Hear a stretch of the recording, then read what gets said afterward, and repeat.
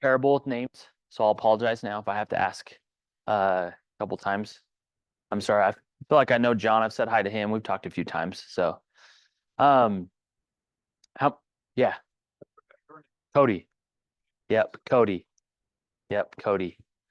So maybe I'll introduce myself. So I've had my license for, gosh, has it been 10 years this year? I think it's been a decade. So I've had it for 10 years. I started out in construction. So I did that. We had a family business that was kind of third generation.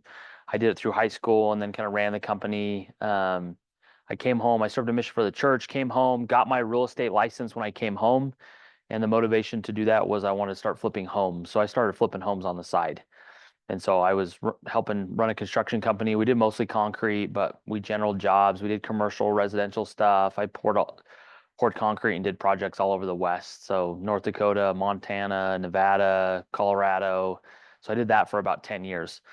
Was fun, was making good money in my 20s. And Johnny Christensen used to be he's the regional director now. He used to be Shoney's kind of role. He was a team leader for years. So he tried to recruit me. When I got my license, he tried to recruit me he was like, well, come sell real estate. You'll crush it. You'll do amazing. It'll be so good.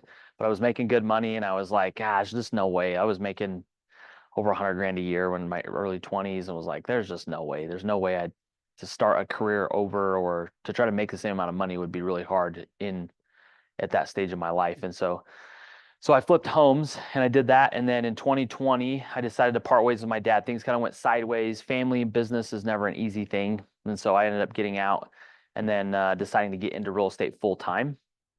And so I had kept touch with Johnny and Clay.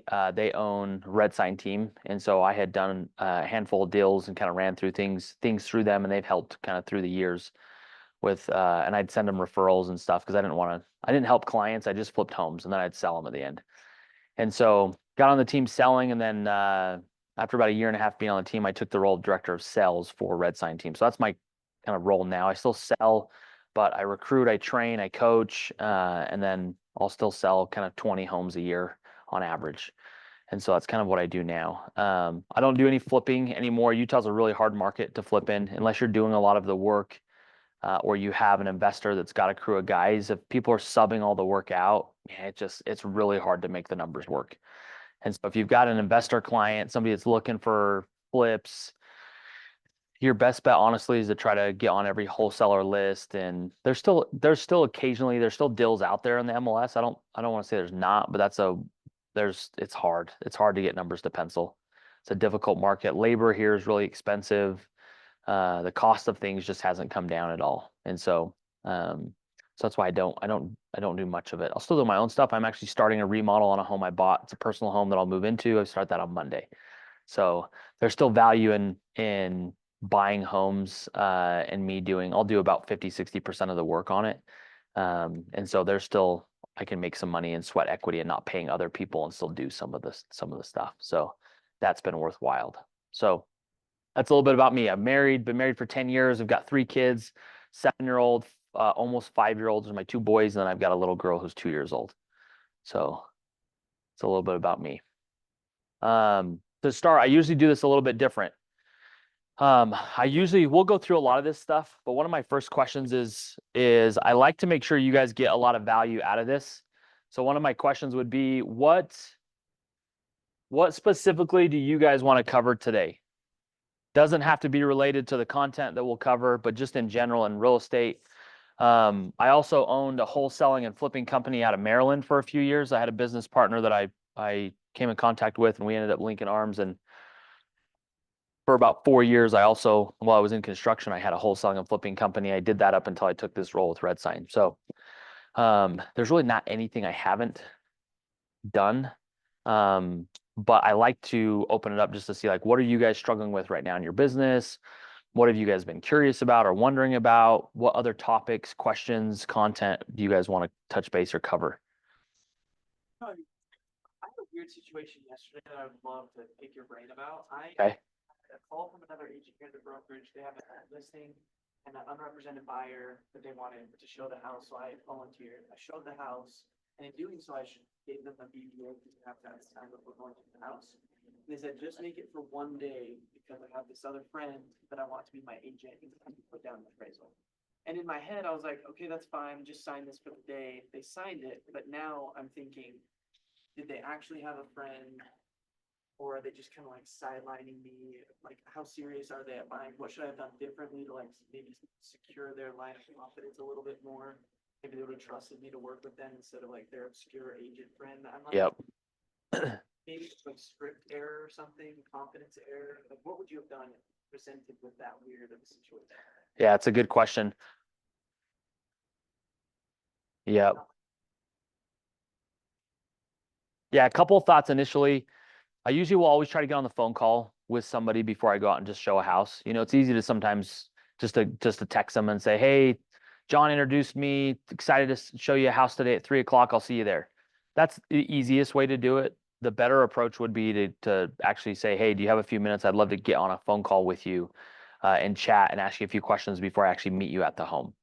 And then when I call them, that's one of the things that I would like to dive into is just, hey, tell me a little bit about how long have you been looking for a home? Are you pre-approved? Do you have a pre-approval? You know, I would have kind of a soft, almost buyer consult with them on the phone. I wouldn't turn down an opportunity to go show somebody a house that's unrepresented. But one of the other questions I would ask is just, hey, have you used an agent in the past? Have you written any offers with an agent? You know, has anyone else showed you any homes? And in that conversation, that's where I would lead it into, you know, one of the things that's changed in our industry is um, we have to have an agreement signed before I can show house legally. You know, that's the way our industry has kind of changed with what took place this last year. With that said, have you signed a buyer broker with any other agent? Are you working with any other agent? So I'd find out that. If not, I wouldn't put I would shy away from putting the agreement for like one day. I would be specific about the house, I did offer that, the ad, you put the address of the house. actual house on there. Yeah, Wanted it for one day. Specifically said, just make it for a day. got it. So I did it for- Got it. Because what we're running into, we do a lot of online lead gen, so we have this happen quite often.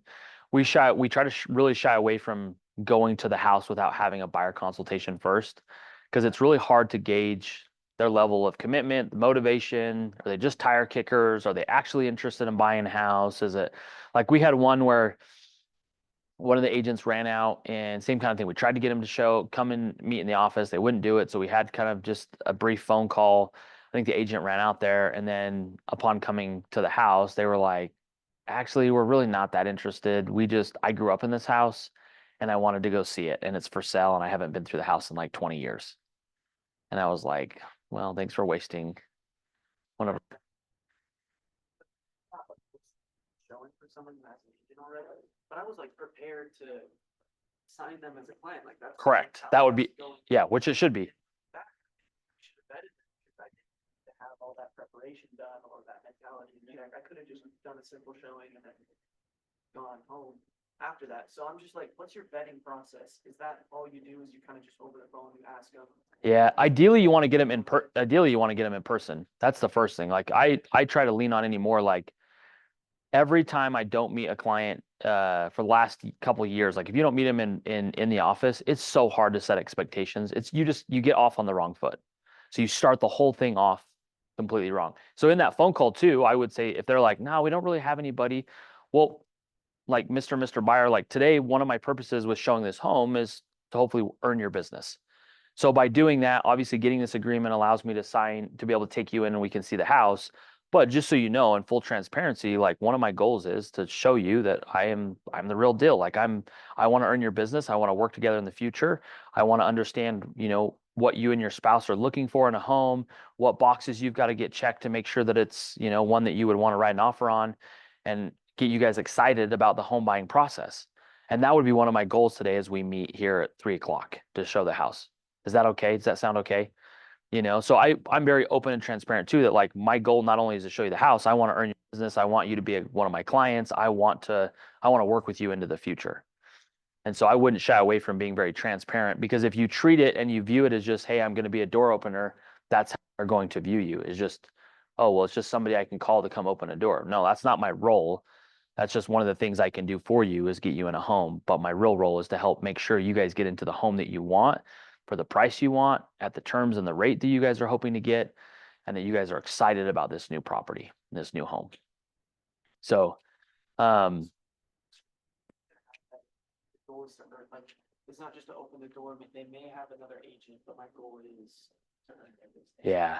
Well, and if you ask them, this is why I would call them, because if I'm like, hey, are you working with another agent? And they're like, yeah, actually we are. We've got a friend that, you know, if we were to write an offer on a house, then we would actually use them. Great. I'm not coming out to show you, I'm not showing them the house. Yeah. Like if you have somebody that you're going to use to write an offer, great. Call your friend to have them come show you the house. And personally, if they're too lazy to come show you the house, you're working with the wrong person. That's exactly what I was thinking. Is it wrong to call that out? No. No, no, So no. you can't kind of No, I would say, hey, how come they're, yeah, why aren't they showing the house? Oh, they just weren't available. Well, that's one of the roles is to make sure you can get into the homes that you're interested in. So if you're having issues getting a hold of them or them being able to make time for you, that sounds like it may be a part-time agent that you're working with. And so I'd love to earn your business, but have you signed a buyer broker agreement with them? Have you signed an actual agreement that you're working with them? You know, so I would dig into that a little bit. I wouldn't shy away from it. I also, you've got to protect your time and resources and money and gas. Like I wouldn't just go out there because an agent in the office called and said, hey, I've got an unrepresented buyer. A lot of times listing agents will get somebody that's like, hey, I want to see the house. They're too busy or just it doesn't work for them to go show the house. So then they're like, hey, I've got an unrepresented buyer. Not every listing agent is really good about vetting and calling the buyer and being like, hey, tell me about your situation. How long have you been searching? Are you pre-approved? Have you signed with another agent? A lot of times they're just like, hey, are you working with an agent? No. Hey, I've got an unrepresented buyer, and I'll kick it, you know, they'll send it out, but they haven't really vetted it or got on the phone and asked all those questions.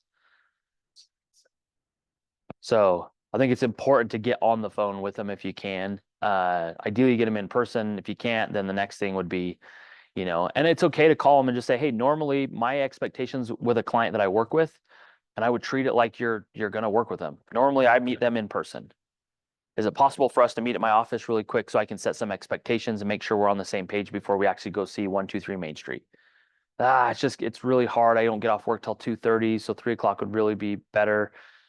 Okay, well, just know normally I would like to meet in person and sit down and kind of really set expectations and go through the process of home buying, because that's how I treat and handle every client that I work with. But let me ask you just a few questions, and then I would dive into that. How long have you been looking for a home? And why are you excited about this home that you want to see this afternoon? Are you working with another agent? You know, oh yeah, I would do kind of, yeah, like a soft buyer consult. I'd ask this a lot of similar questions to try to pre-qualify them because I don't want to run. I don't care if it's right down the street. Like I don't want to go take 45 minutes of my day to go show somebody a house when they're like, well, I'll use my sister's cousin that's an agent. We write an offer. It's like, great, call her to show you the house. Yeah, so I tried to offer myself as a backup agent. They didn't answer the phone call, so I sent a text. I might have missed that on that. But Got it. Got it. I'll learn, figure out what I No, can which do. is great. Yeah, which is great. Which is that's a great question. So I would take it as a yeah learning opportunity. How do you improve the next time around? What do you got? Sure. Just here for the donuts? Seriously, I think, for me, for session one, for sparking your career, for me, I would like some techniques on how to hit the ground running. If I Okay. had a big why, my big why right now is I have 40K left in my account and I don't want to sell my house. I want to keep living, but I want to hit the ground running so that if I can surpass what's in my account, I want to earn 200K a year. Cool. Cool. So hit the ground running. So maybe what to do first. Yeah.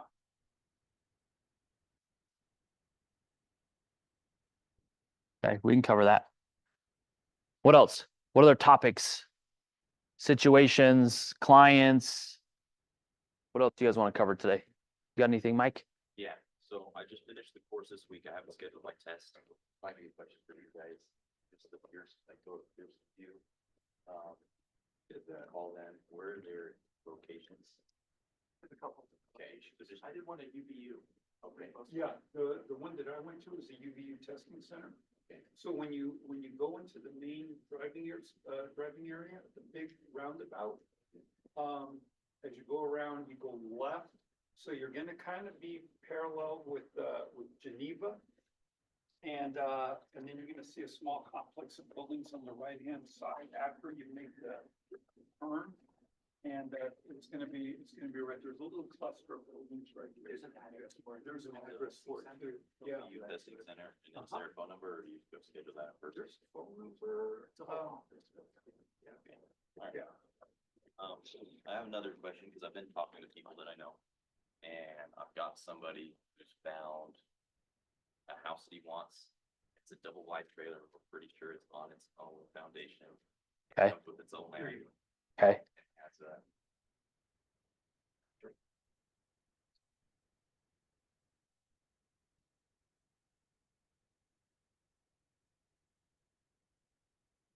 It owes somebody that was a mortgage broker and told him that.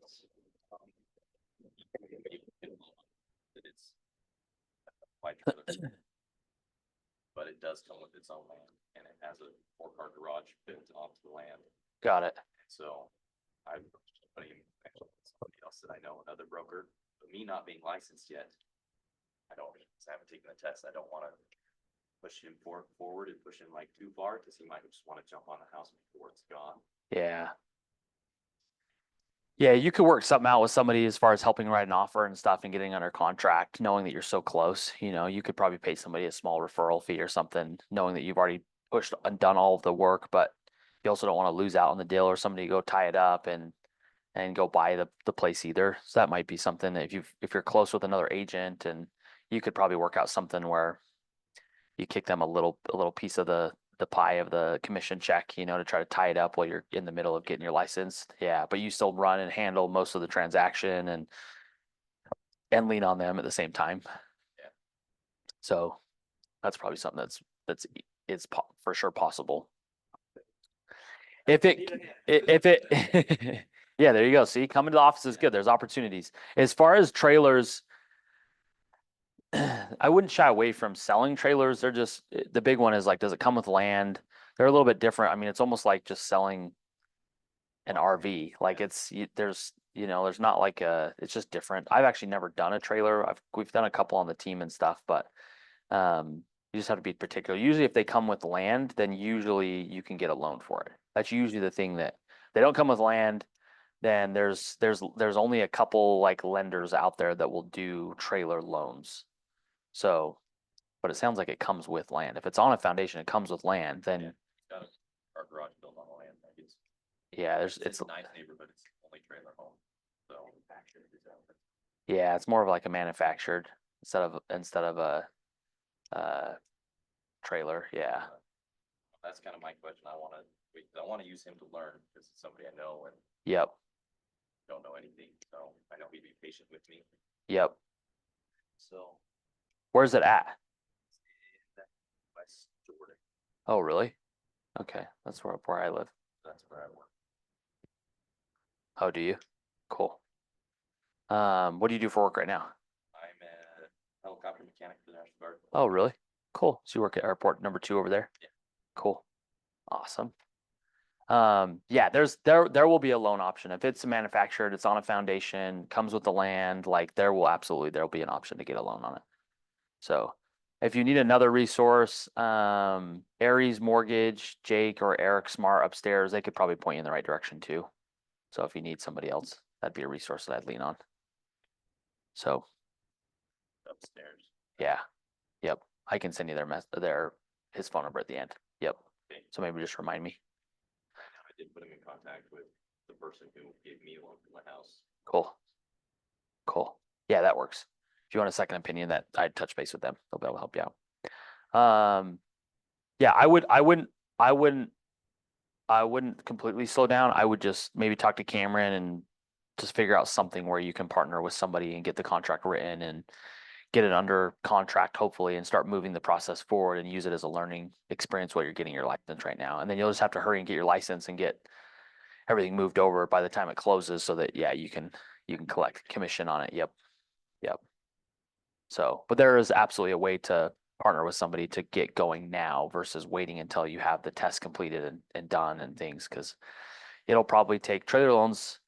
I would probably give you a little bit more time. It's probably 30 to 45 days out. So you've got time to hurry and go get your license scheduled, take the test, get it, yeah, get it passed, but then still have a deal under contract, which would be sweet.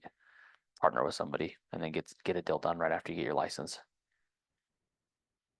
Yep. Yep. Yep. So that's a good one. Anything else as far as real estate related? Any questions, topics? Anything else you'd want to cover? Sounds like you've done this one a couple times, but maybe none of the other ones. Yeah, I feel like this is the only one I get to come to. Okay. But it's been different every time, so, Okay. no, I just wanna figure out how to get this test done now that I'm finished schooling this week. Okay. Okay, cool. Anything else that you two have? Any other topics? Anything else you want to cover? Couple of buyers that I've been talking to over the last couple of months that are really hesitant, that say they want to buy or upgrade in the next couple of months. One of them has completely ghosted me. Okay. One of them, started to, I don't wanna say ghosted me yet, but hasn't responded to many of like the holiday events. So I'm wondering, how would you nurture buyers who are a little bit more hesitant? Or maybe kickstart them, or maybe don't kickstart them. Okay. So buyer's not getting back. Okay, that's a good one.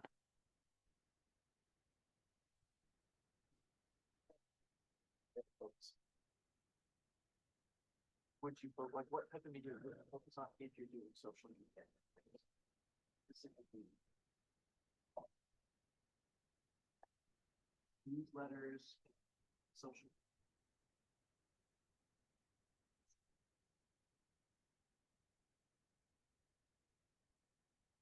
Okay.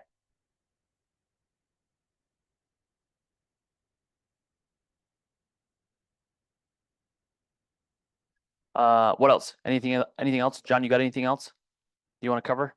Okay. If anything comes up, just raise your hand. We'll touch base on a lot of these as we go through this.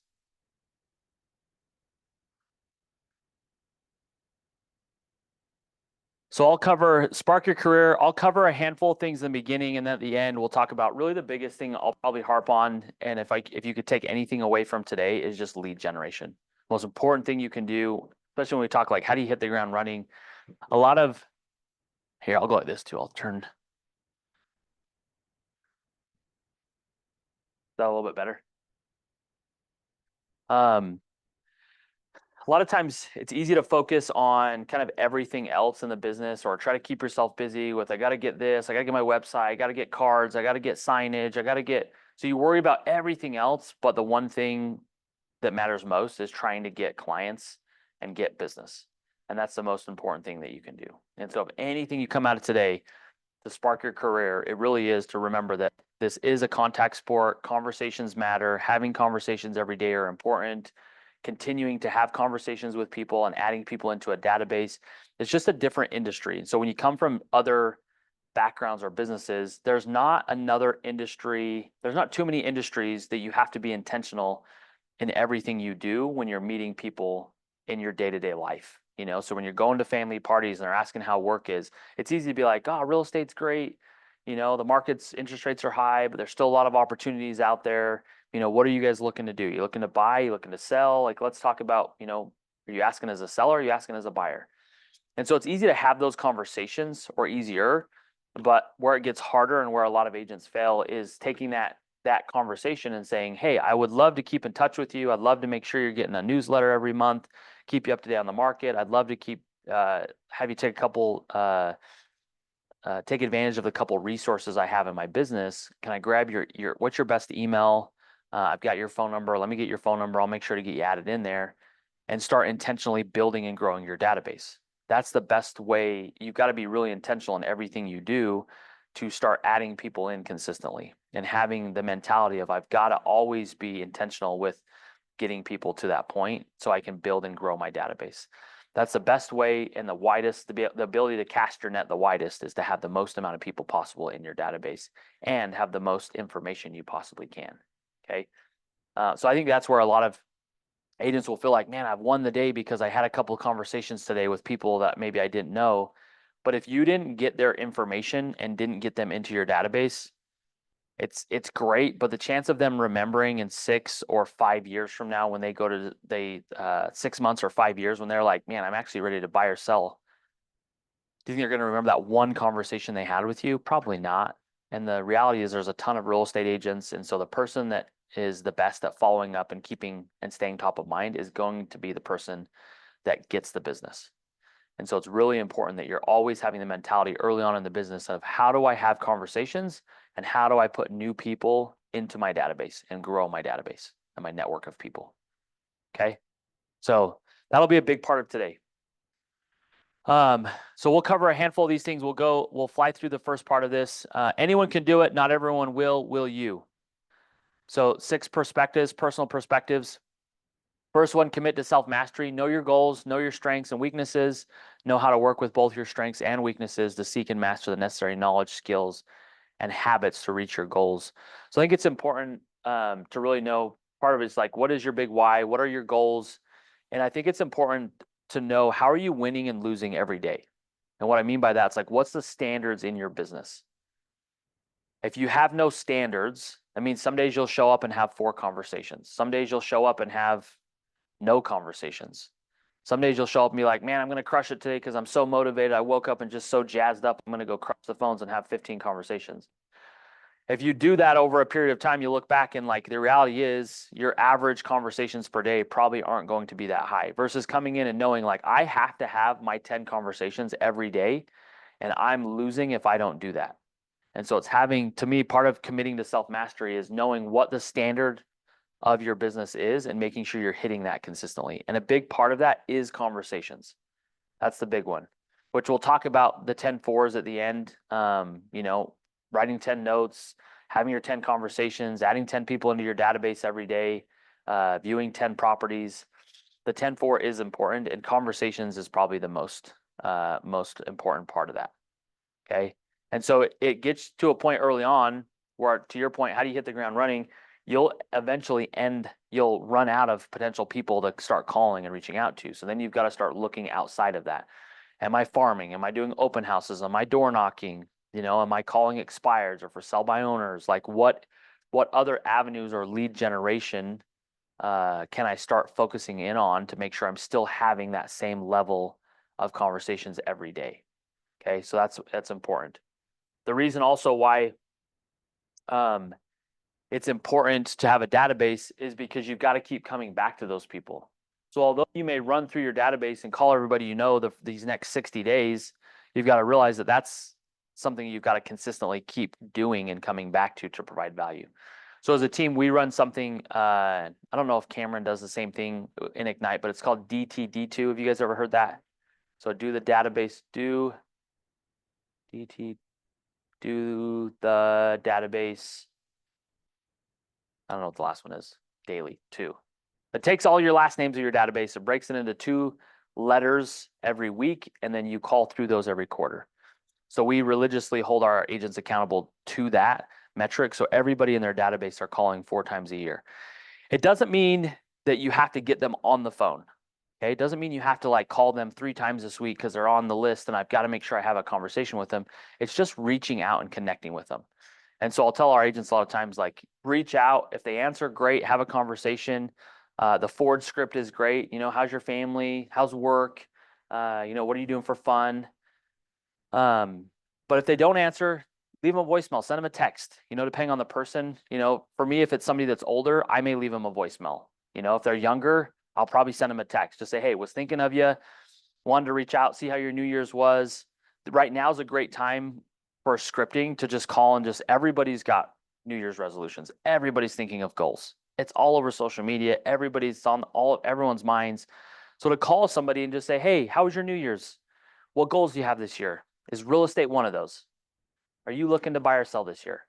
I'm looking through my business goals right now. I've got a goal to help 15 families this year. And I just want to know if you're one of those, if that's something that's on your list of goals this year, is to buy, sell, or invest in real estate. Is that something that you want to take care of this year? Is that on your list? If so, let's talk about it. If they're like, nah, not really. We're really happy where we're at. We don't have any intentions to move. No problem. I would love for you to help me with my goal of helping 15 families, if you think of somebody, or when you talk to somebody that's looking to buy or just has buy, sell, or has real estate questions, can you send me or put us in a group text? Will you send me their information or put us in a group text so I have a 100% chance to connect with them? I'd love for you to help me in my goal of helping 15 families this year.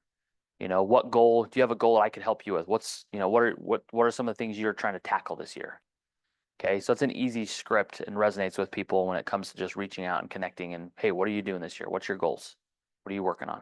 Okay, so that's one we're hitting hard as a team right now, is just reaching out and connecting the very first part of this year. And there's other things as far as events. There's, you know, a good one is just to keep people up to date on, hey, I just wanted to connect with you and let you know what's going on with the market. This is where interest rates are at. This is how many homes are on the market. We've had this, we peaked kind of October. We had like 11,500 homes on the market. We're under 9,000 right now. So we're down 2,500 homes on the market. So to call somebody and say, hey, we're down about 23% on active listings right now. And so sellers that have left their home on the market through the holidays are usually pretty motivated right now. So I've had some clients that have gotten some really good deals. And if you're looking to sell, the market does start to pick back up in the spring. March and April, things will start to pick back up, and then we start to get into our best time of the market. And so I just want to keep you up to date on kind of what's happening in the real estate market. Here's kind of what we are seeing happen with rates. Even though they've reduced the Fed rate, we haven't really seen a lot of, you know, we haven't seen the mortgage rates come down a lot. That's because of unemployment staying low and job market being strong and inflation kind of staying right where it's at, you know. So builder incentives is a good one, you know, so finding out what builders are offering some great incentives and reaching out and just saying, hey, I just came across a deal. Deals, people are always in the market for a deal. Okay, you go to the grocery store, you go over to Shields, or you go over to the mall and there's some deal. People will stop because they want a deal on something. Okay, and so if you can find a good deal, or you come across a deal on the MLS and you think, man, who is looking for a deal on a house? Someone says, hey, I'm not really interested in making a move. Hey, John, if I found just a killer deal on the market, new construction, existing, is that something you'd be interested in? Should I send it to you at all? Well, I don't know if it's a deal, maybe it'd be worth looking at. Okay, so if you come across deals and things that seem like they're a pretty good deal, I would be open to sending that out to people. So part of that, like buyers not getting back or following up, these are some of the things that I would do to keep nurturing and sending things over to people, is constantly just sending things and providing value. So if you're getting in the habit of calling and just being like, hey, are you looking to buy or sell? Are you looking to make a move this year? If you constantly do that 4 times a year, by the end of the year and into the next year, you'll have people that just don't take your phone call anymore because it's just, they feel like you're harassing them. So you've got to find ways of, how am I providing value? So when I get on the phone, you've got to think through, like, how am I providing value to this person? Okay, when you're having conversations, how am I providing value to this person, to this relationship right now? If you don't have anything of value, it's a lot more difficult of a conversation and a phone call to have. And you've got that voice in your head telling you, man, don't make the phone call, don't get on the phone, it's going to be awkward, because you don't have anything to give them. So I would really be considerate of, like, what value am I providing my people when I call? Everyone's a little bit different, but at different times of year. For example, towards the end of the year, September, you usually get property tax notices. It's an easy time to call people and just say, hey, I just want to let you know, if you get your property tax and you feel like it's more than your house is worth, or you don't feel like they've valued your property more and you're paying more property taxes than you should, let me know. I'm happy to dive into and send you a free analysis on your property and see if we can get that reduced to save you some money. Okay, that's an easy one. Insurance keeps going up. That's another one to call and just say, hey, we've got a great company here at my brokerage, Utah Home and Auto. They shop, 20 plus major carriers to make sure you're saving the most amount of money. When's the last time you've shopped your home or your auto insurance? Would it be okay if I just got you connected to save you some money? Send a quick email. I've noticed that, the last couple of people that I've helped and introduced, they've been able to save a couple $100 over a 12-month period by getting it shopped and taking a look at it. So that could be something of value to share with your database. So it's just finding ways of value, finding things of value to give back to your people. Okay. Any questions with that? Okay. 20% of your actions leads to 80% of the results. So if I was to say, if we were to list out, what is the 20%? In your guys' mind, what's the 20% activities? What are those? Welcome, welcome. How are you? Good. Cody, what's your name? Diego? Thanks for being here. I got donuts, Lehigh Bakery. They're really good if you want to snag one. Don't make me take the whole box. You better snag one. What's 20% activities? Like, maybe for example, starting this month, I'll be farming and I'll be doing an hour a day. Okay. Knocking on doors.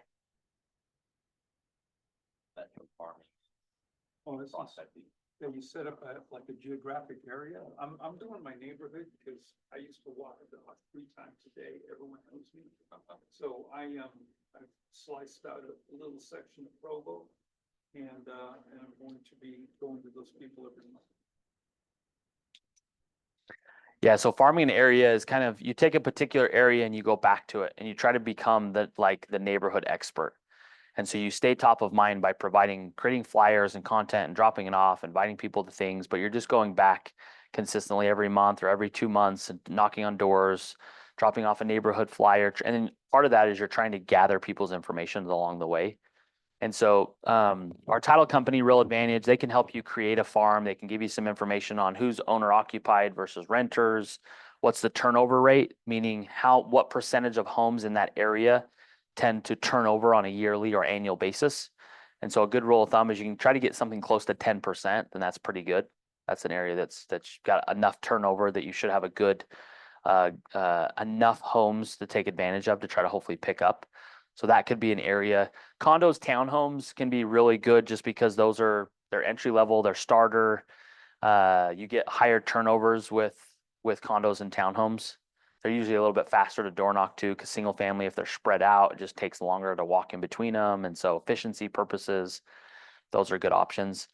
Those are usually just like barrier to entry into real estate. And so a lot of times those are just a landing spot for a year or a couple of years. And then people they need more space. They've got some kids. So those are good potential starting places. If you guys are interested in farming, that's where I would point you to condos and townhomes.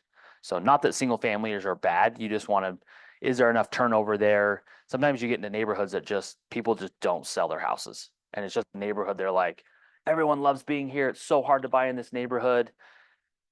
It's great to become that neighborhood expert, but you just have to realize the amount of time you're going to spend there, your ROI may not be the same as if you spent the same amount of time in another community that's got a higher turnover rate. So you just got to be mindful of that. That make sense? Okay, so farming. What other activities in your business would we classify as the 20%? Yeah, that's a big one. So lead gen. I would say lead gen, but then you've also got there's intentionality with like asking for referrals. There's lead follow-up, so I'm not really lead generating for new business, but lead follow-up. So people that I've already talked to, hand raisers. So spending time intentionally with those people and making sure I'm getting back to them and following up. As you keep having conversations, as people keep raising their hands, you've got to still come back and do consistent lead follow-up. So this is also I think it's spending time daily too.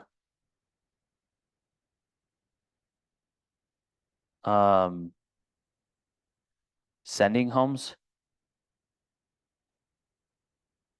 And I wouldn't let that, this is an activity that can easily eat up your entire day. If you just randomly looking at homes on the MLS and just getting sucked into looking at photos and there's not really any intentionality around it. The way I usually, and I'll cover this really briefly, the way I set up listing alerts, I'll set a client up on a listing alert, but then I'll create, and it will be exactly what they wanted. Bedroom count, bathroom count, neighborhood or city specific, price point that they wanted. Then I'll create a second listing alert on the MLS and I will make it a little bit bigger. So I will broaden it a little bit farther than they want it to be in. I will create a price point that's maybe just a little bit higher than they wanted to be in. So the search is just a little bit broader in general in all the different categories. So I'm going to see, and then I'm going to set up on the MLS, you can tell it when to email to you. So a time of day. So one of my first activities of the day, at 8 a.m., I have all my listing alerts dropped, and from 8 to 8:30 before we jump on our team call, I'll usually pull up my email and I'll quickly, and you can title each of those searches. So I'll just put a family name, Smith family, 4-bedroom townhome. It's John, single family, Lehigh, 2-bedroom or two kitchens, walkout basement. So I'll have all these different searches, and I'll just briefly go through and really quickly look at those and see if there's anything that stands out that I should send over to that client for the day. So I don't spend 2, 3, 4 hours pulling up listing alerts and searching up on the MLS and just wasting my time, but I'll spend 15 to 30 minutes at a time of day that's best for me. 8 o'clock works for me because I'm usually in the office before then. I'll spend 15 to 30 minutes on it really quick, and then it's done. I don't think about it and it's over. Okay. But you've got to find a time where you're going to be consistently at a computer where you can sit down and just do it consistently, because that's where buyers find a lot of value in following up. Buyers not getting back. For me, the best thing of continuing to drip on buyers is knowing what they're after and then consistently just sending them stuff. Hey, I was thinking of you today. I saw this house. It's a lot of what you were looking for. Let me know if you want to go see it. Okay. So if somebody's interested in buying a home, if you're the person that helps find the home, you're most likely the person that's going to get the business. And so sometimes you'll go a while where people just won't get back, but it's that consistency in sending properties. And then every once in a while, if I haven't heard back, hey, if things change, are you guys still interested in buying? I'll try to call them. You can't do this forever, but this is an easy, good way for them to feel like, hey, John's doing his job. He's sending me homes and sending me properties. So I'm not having to just search through Zillow or dig through the internet to try to find houses that fit what I'm looking for. Okay. The reason why I set them up on a search and then I set myself up on one is because there will be homes that will come on my listing alert that I know they didn't get, but meets most of the criteria, but maybe it's just they wanted to be in Lehigh, and so maybe this home's in American Fork. Hey, I saw this home today, John. It's in American Fork, which I know is a little bit outside of where you want it to be, but it's the price point. It's everything that you guys want in a house. I think it's worth taking a look at. So it's not that I've like scoured the MLS to find the house. It's just I broadened my search a little bit. So as I look through it, they're not getting those homes that I'm sending them, but I have a couple properties where I can send them, and it seems like I just have a ton of value that it seems like I'm sitting and searching the internet all day looking for properties for them. That makes sense? Okay. One of the other things I'll do too is I check KSL weekly. You can go on KSL on homes, and then you can go to one of the filters and you can filter out and only select ones that have been listed by owners. So you can select out, exclude the agent listings. So I'll get on there and I pull up just the owner. So for sell by owner properties, and I will go through there. I've probably sold, I don't know, in the last year, I sell 1 or 2 homes off KSL every year to a buyer because there's great deals. My best deal last year was a home on KSL. Guy posted on there. I saw it 2 days after he listed it. I called him, came out, showed my client the house. It was probably $50,000 to $60,000 undervalued. The home ended up appraising for like 40 grand more than what we paid for it. I think my client could have sold it for 75,000 more than what we went under contract for. It was just a good deal. So you have people like that just sometimes think they're going to do it on their own, and they shortchange themselves. And it's another opportunity to find another property, another home. There's not too many buyers that are looking on KSL and things. And so, again, it's a way for me to show value that, hey, there is other avenues of homes that I can send you that could fit your criteria. So that's something else. But 20% things, this is really farming, lead gen. Those are your big ones. So I would know that anything outside of this tends to be your 80%. This 20% activities are going to lead to 80% of all your success in real estate. It's lead generation. If you can't get on the phones and make phone calls and talk to people and go to networking things, whatever your cup of tea is when it comes to lead generation, if you're not going to lead generate, you're not in the right business. It's going to be really difficult to be successful in real estate. if you don't lead generate consistently. And that's a daily activity that needs to happen every day, especially early on. That's why there's so much attrition in our industry where you have so many people don't renew their license at the 2-year mark. It's because you get in, you think you're going to make a ton of money, but then some people will lead gen, some people won't. There's a good, I'm trying to remember, I'll see if I can find the podcast and send it to Cameron. There's a good one about an agent, early 20s, got into real estate. He's down in Texas. He runs like one of the biggest teams in Texas now. But he talked about how he'd come into the office at like 7 o'clock in the morning and he would just hit the phones for like 10, 12 hours every day. And he did that for the first like 2 years in business. But he did like 15 transactions the first year. I think he ramped up to where he did over 30 the next. And it's just time on task over time. Like somebody that's going to spend 30 minutes a day lead generating and someone who's going to spend 5 hours a day, who's going to win the battle of getting the most business? It's the dude that's got his line in the water for 5 hours a day, not the guy that's just like, I'll throw it in really quick, make a couple calls and see if I can hit the jackpot. You know, it's the old Kobe Bryant mentality of like, hey, I'm going to wake up at 3 o'clock in the morning, be at the gym at 4. I'm going to work out at 4. I'm going to go home. I'm going to rest. I'm going to get back in the gym at 7. I'm going to work out at 7. I'm going to go back. I'm going to eat. I'm going to go get some more sleep. I'm going to go back to the gym at 11 and I'm going to go work out again in the afternoon. And I'm going to work out 4 times a day. And everybody else is only working out twice a day. They're going to get up at 7, go to the gym by 8, work out in the morning and go back in the afternoon. And it's like, yeah, in a week's time, is Kobe Bryant that much better than anybody? Not really, but you do that every week, every month, every year. You look back in 5 years and how much farther ahead are you than anybody? And that was Kobe Bryant's mentality when it came to basketball. It was just like, I'm just going to outwork everybody else. And it will come a time where it doesn't matter what anyone else does. They just won't be able to catch me. I'll be so far ahead because I've spent so much time practicing that it will be impossible for somebody to beat me. And so like, can you have that same mentality when it comes to lead generation in your business early on in the industry? Eventually you get to year 3, 4, and 5. And if you've done enough lead generating, your phone starts to ring. You start having people reach out. Hey, I've got a buddy that's looking to buy. Hey, I've got a referral to send to you. Hey, my sister is coming into town and they're moving out from out of state. Hey, my mom and dad are looking to make a move and they want to sell their house. Like the time early on in the business, when you don't have anything else going on, there's nothing more important than these activities right here. When you wake up and you've got, let's say you've got a deal under contract and you've got 2 days before due diligence and you've got a few things to negotiate on the inspection, that inspection report is not more important than this. If it's the day of deadline, then yeah, that's probably something that needs to get taken care of. If you're 2 or 3 days away from your due diligence deadline and you just got the inspection report back last night, the first thing you do when you come into the office is you're worried about the inspection report and calling everybody. No, you're doing the wrong thing. This is what you should be doing.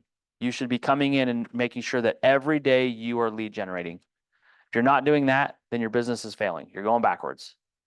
Knowing in the afternoon, once I tackle this, I've done the most important thing I can do for the day.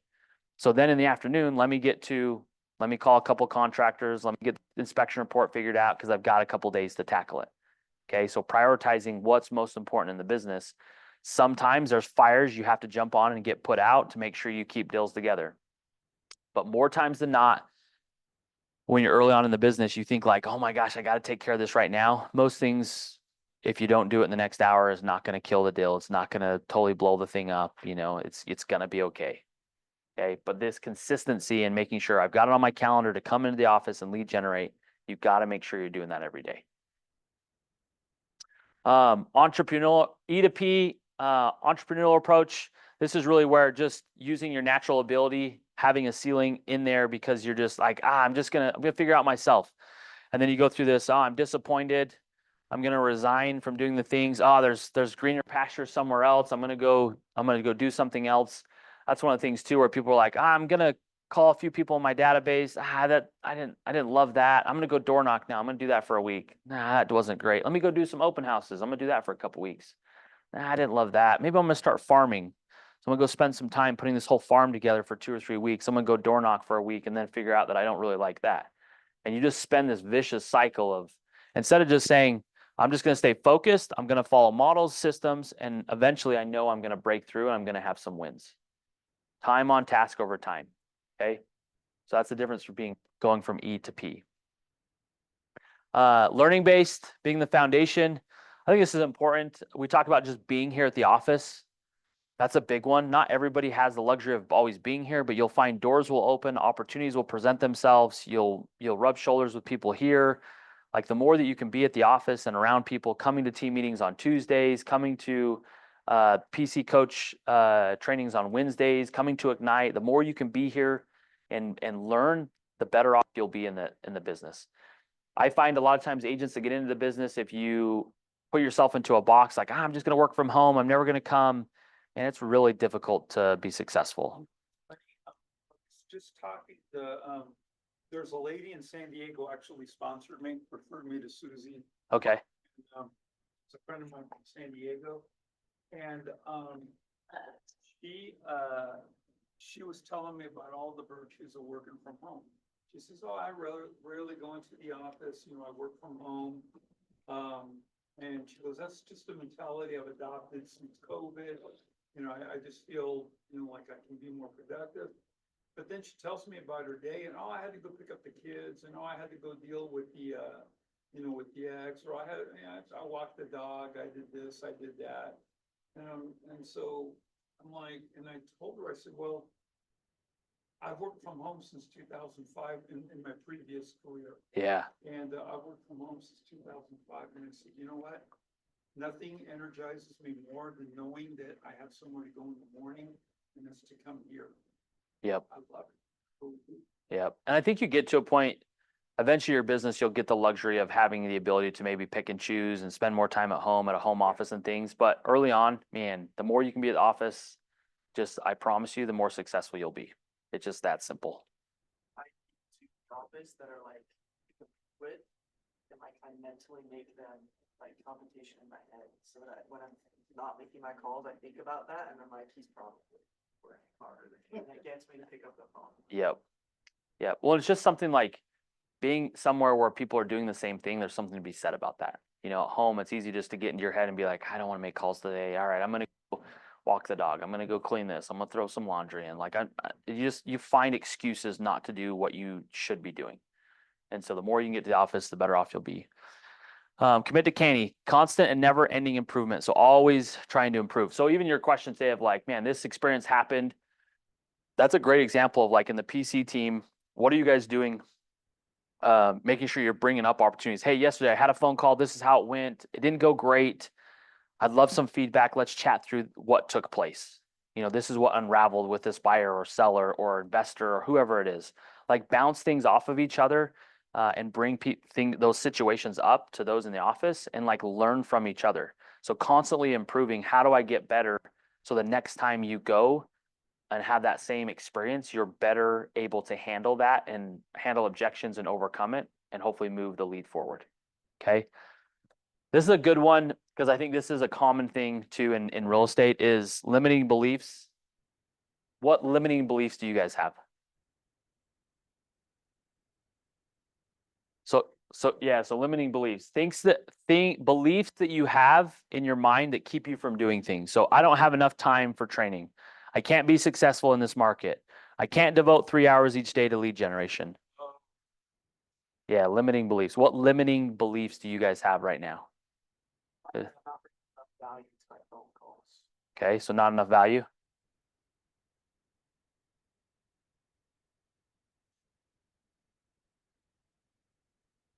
What else? Got to be open and honest with each other. All of us have got them. Too young. Okay.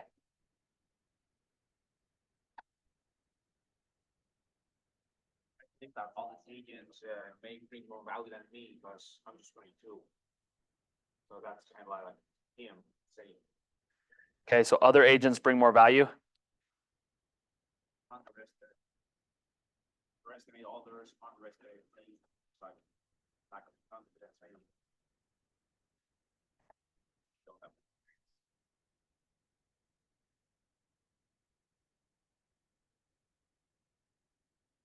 I'm too old to be in this business. No, just kidding. Too young / too old. John's too old. Too old. We got youngins and one old guy with us. Yeah, and they seem like okay. They seem like they have like 20 years on. It's like I cannot compete with that. If they have 20 Yeah. years, I'm just starting now. Yeah, that's one of the big ones when you get in, but you got to realize that like 90% of agents don't renew their license to the 2-year mark. So there's a handful of agents that have been in the business 20 years, but you sit in a team meeting at this office, which being the biggest brokerage in the county, and you get a situation where they're like, hey, who's been in the business for more than 5 years? It's like 15, 20% of the room. Okay. You get to 10 years and then it's like 10%. You get above 15 and 20. And out of a room of 100, there's about 5 that have been in the business for over 20 years. Like there's really not that many people who have been in the business that long because they won't do the things that they know they should do consistently to stay in the business. As I meet with agents and recruit and things, that's a common thing that you run into, that agents have been in the business 10 or 15 or 20 years, is that they haven't been disciplined in the beginning to set their database up and add people to it and grow it. You get to a point where, man, they're just tired. They're tired of restarting over every year. January 1st comes and they're like, man, I got to get back on the horse. I got to get after it. I got to go start lead generating again because I haven't been adding people in and sending newsletters and being disciplined in my database and follow up. And so I'm constantly just trying to find more business instead of trying to build an actual business and it not be just a hobby. And so that's one where you think like, man, I'm too young or I can't provide value. I'm just not been in the business long enough. That's where you lean on the brokerage, lean on being in one of the biggest brokerages in the whole state, lean on the experience here. If you don't know the answer, just be open and honest and say, hey, I don't know the answer to that, which is okay. The great thing is you've hired somebody who's partnered with one of the top brokerages in the entire state. Let me make a couple calls and I'll get back to you here shortly. It's okay to do that. Okay. It's okay to not know everything. The willingness to go find the solution to the problem, that's where not being idle and keeping yourself busy and problem solving, that's where really good agents come into place. That's really, at the end of the day, that's why people are hiring us, because we're problem solvers. We take problems that somebody has of wanting to get into a house or have a bigger yard or more space or whatever they want in the scenario, and we're going to problem solve and figure out how we make that happen for them. Okay, and do a really good job. Any other limiting beliefs you guys have?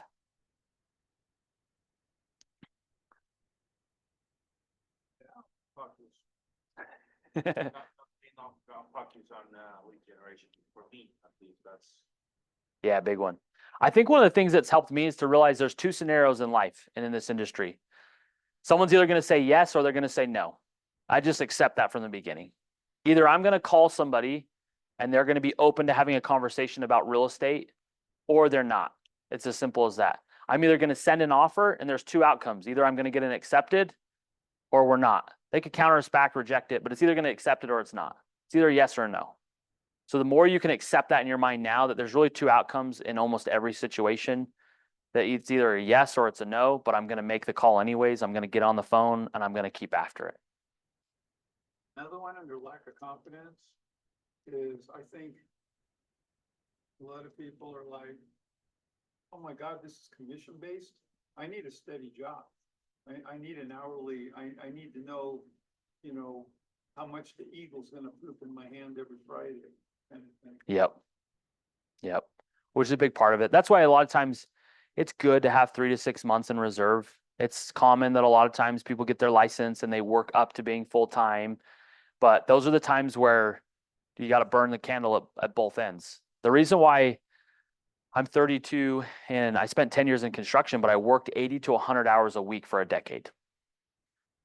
And it's like, it's just time on task. I just outworked everybody for 10 years. Like it just, my house was paid off, all my cars were paid, but part of it was just, I just went and worked and I worked a ton, and it's hard to compete with that. And so like, if you're working a normal job and you're trying to get into real estate and break the barrier of entry into real estate to be successful, but you're only committed to working 40 hours, good luck. You're going to go work 35, 40 hours at your normal job and be like, I still want my nights. I still want my weekend. I still want the ability to just do what I want and have all my free time, but I really want to be in real estate. No, you don't. No, you don't. Unless you're going to go put intentional time in at night, on the weekends, and taking and sacrificing away from the other joys that you have in life and sacrificing for the future, that's the only way it's the only way you're going to get there. You can't spend a couple hours in your real estate business and think you're going to be successful. It doesn't work that way. You've got to spend time on task. You got to put your head down. You got to roll your sleeves up and you got to get after it. and you got to keep going. That's where like your big why and the mentality and motivation and discipline come in. Like, yeah, there's going to be days you're motivated. A lot of days you're not. So you're going to be disciplined. Those 10 conversations you should be having every day, when it's 5:30 and you've only had 7, you're going to pick the phone back up. You're going to send a couple more text messages. You're going to get to 10, or you're going to just call it a day and come back and have 6 more the next day and be, 7 behind on Wednesday. How committed and disciplined are you in your business? Those are the things where that's why some people will do it and some people won't. It's why there's so much turnover in real estate. Because some people will do it and some people are like, it's hard. I want a steady income. I want a salary. I want it to be easy. It's not easy. The first 2 years in real estate are hard. They are. Can you make a lot of money? Can it turn into a great career? Absolutely. Is real estate super fun? Yeah, it's absolutely fun. There are so many opportunities. We started a real estate fund in Georgia. We've been buying houses in Georgia the last 2 years. We've got investing. There's commercial. There's so many things that you can do in real estate, but you got to go make money to do a lot of it. You got to have money to invest. You got to put your head down and roll your sleeves up and put the work in. Okay. It's just, that's the way the business works. So this is, I think limiting beliefs are something you've got to realize that's common. So to your point, like when someone's just ignorant on the phone, you pick up the first phone call of your day and someone's just ignorant and rude on the phone. It's really hard not to have the limiting belief of like, I don't want to make calls today. I'm not good enough. I'm too young. I don't know enough. I'm just going to go spend some time searching the MLS. I'm going to go work on this little website. I'm going to go spend endless amount of time playing around with my commands and CRM. And no, don't do that. Think, how much and how bad do I want to be in real estate? If you want it bad enough, you can have anything you want in life. Do you want it bad enough? And are you willing to do the work to get there? If you want it bad enough, you pick up the call and you make the next phone call. Because eventually you get to the person that's like, hey, Diego, I actually do need help. I'm thinking about buying this year. And you're like, jackpot. I just hit the jackpot. And that phone call is awesome because they're excited and they need help. Okay. It's like if you were in the healthcare industry and you were reaching out to people that aren't sick, it's like, well, that's not very fun. But that person that comes in who's been sick and is in dire need of help, and you're the doctor who knows how to fix it, like how exciting is that to be the person that gets to help them through that process and get them better? It's no different when you come to buying a home. It's the biggest asset somebody owns. Everybody has to have a roof over their head. Everybody needs a place to live. Okay. And so we get the opportunity to help be the person that helps get those people into a situation. And so it's awesome when you find those people. You just have to be determined to go find those people that need help now. Okay. And follow up with those that have raised their hand. And accountability. That's a big one. Being accountable. Finding ways to make sure, again, when we talk standards in your business, how are you being accountable? Are you self-reflecting? Are you looking inward every day? How did I do today? Am I winning? Am I losing in my business? How are you being accountable and making sure that you don't accept mediocrity in your life? Okay. Yeah. This is probably one of my favorite phrases in life. If it is to be, then it's up to me. If something's going to happen in life, I just got to take care of it. No one else is going to fix my problems. No one else is going to come rescue me. No one else is going to pick up the phone. No one else is going to write the contract. No one else is going to pick up the pieces to a deal that fell apart when a buyer canceled. I gotta pick it up. If it's to be, it's up to me. I got to take care of it. You got to own it. You got to go make things happen. Happiness is not an individual sport. I think it's important to realize, again, you're part of the biggest brokerage in the county, one of the biggest in the state. Like there's tons of resources here. There's not a place that you'll find more help, more resources, and happiness and joy can be found in this building. Okay. Any ahas with the 6 perspectives? Discipline.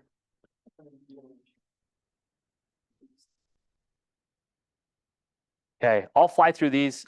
You'll see these on the board too. So we just covered those 6 right there. So you'll find those there.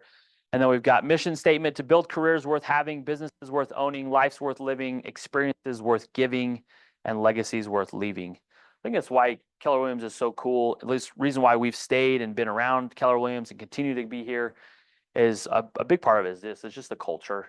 A lot of times you get the agents that are just part-time. It's just kind of a side gig. Keller Williams is really committed to helping people build actual businesses. That's why there's systems. That's why there's models. It's not just We don't want it to be just a hobby, okay? Because if you can build a business and a career, then you'll have, hopefully you can build a life that's worth living, meaning the trips that you want to go on, or the real estate you want to own, or the car you want to drive, or the things you want to give a spouse or children happen. Experiences, who will you have experiences with? How do you make those happen? And then legacies, I think, is a big one too. Of at the end of life, all of us, taxes and death, can't get out of either of those two things. So like at the end of life, what do you want to be known for? What legacy do you want to leave? If you're going to be in real estate the next couple decades, 10, 20, 30 years, 7 years? Okay, well, John's got 7. Remember, he's the old guy. He's too old. He's got 7 more years. So part of that is like, what do you want to be known for in your business? Okay, I think that's something coming from running another construction company and being in this business and having a wholesale and flipping company. Just the level of service has always been important to me. Like no matter the situation, no matter the problems, no matter how difficult it is, no matter what someone's trying to do, I want to always provide a level of service that somebody's just a raving fan. That they couldn't imagine it to be any better. That's part of kind of the promise script. Mike Hicks is kind of the godfather of that. So that's something you can look up. But I just want people to know that my goal is to make sure you get taken care of, and there's not somebody that would do a better job at that. So no matter what we experience, I'm going to take care of things. We're going to problem solve, and I'm going to try to be 2 steps ahead of everything that's going to get in front of us. Okay. So I just want a legacy of just providing a level of service. Because I know too, no matter the reason why database and growing that is so important, because if you ever get to a point where our industry changes a little bit, or you decide where you have an opportunity somewhere else, having a database, one of the biggest regrets I have, I spent 10 years in construction, did countless thousands and thousands of jobs, had no real idea how important a database was. We just were always busy. We did really good work. We were fair priced. And so we were always busy, word of mouth. We just never advertised nothing, which was great. But then I look back and I spent 10 years doing all of that. I get into real estate, have no database. I should have been able to call thousands and thousands of people and say, hey, it's Cody. I did work at your house a couple years ago. Oh yeah, I remember. Hey, how's your patio? How's the basement? Whatever it was. Oh, it's awesome. Hey, I just want to let you know I actually changed industries. I've been in real estate. I've been flipping homes, but I'm actually got in real estate full time. I've got a bunch of resources. I'd love to keep connected with you. Do you have somebody, if you ever had a real estate need or question, do you have somebody you could turn to? No, actually, we don't. We don't have anyone that, not anyone that comes to mind. Great. Can I keep in touch with you? Keep you updated on the market, invite you to some events? Yeah, that'd be awesome. Great. I should have had an endless bucket of people to reach out to, and I would immediately moved into the industry with a huge database, people that already knew me, trusted me. We've already worked together. I'm just in a different line of work now. Instead, I moved into an industry with nothing because I had a bunch of random phone numbers that I didn't save to my phone, and a bunch of random people that I couldn't honestly tell you because I didn't have any history or notes putting in there of, hey, this is so-and-so, I did their driveway, or this is what we did at their house. Like, I had nothing. That's one of my biggest regrets, and why I harp on database is so important is because if you can build a database, that is where your money will come from. That's to get to a point where you talk about retiring and legacy. Well, you do a dang good job of building a good database and feeding that database and making and turning that into a machine. That's what you can sell or continue to pull money and income out of when you decide to retire, is a database. Like that's where your money is. So that's why you've got to keep feeding it, growing it, and nurturing it day in and day out. I'm going to fly through this. These are good. Win-win. That's a big one. Integrity. Customers always come first. Commitment in all things. Communication. Creativity. Teamwork. Trust. Equity. Success. I think a big one too. When you always want to do right by your client, but it's also gets one of the common things too is you got to try to find common ground. I think when you're negotiating, it's like you got to give, they got to give. How do we both win? How do we both come out of this? Instead of sometimes you get situations where it seems like the agent's out to kill the other agent or client, we always joke on the team, summer sales guys just seem like they are just out for blood. They just want the best deal ever. There's just no win-win sometimes. And so it's how do you find, I think it's an important one for me in negotiating. It's also helpful for another agent for them to understand, like, I want this to be a win-win. How do we come to meet happy medium ground here? How do we both parties win here? Let's work through it. This is what my client needs. What's important to your client? How do we make this work? Red Day is really cool. So as a company, and Keller Williams shuts down for an entire day, and then we'll do a huge service project every year, and that changes every year. So that's something just giving back to the community is super important. And then KW Cares. So this is something internally, we have a nonprofit set up through this office where we actually donate and give back to employees and families of employees. And so there's a way for you to set up off every closing to take a small portion and give back. And so there's obviously tons of need that go on in the world. One of the last ones that's happened last year and a half, there was actually an agent. He's actually only a year older than me, had kids similar age, and he went to bed one night. His wife was out of town on a girls' trip. He ended up not waking up, ended up passing away.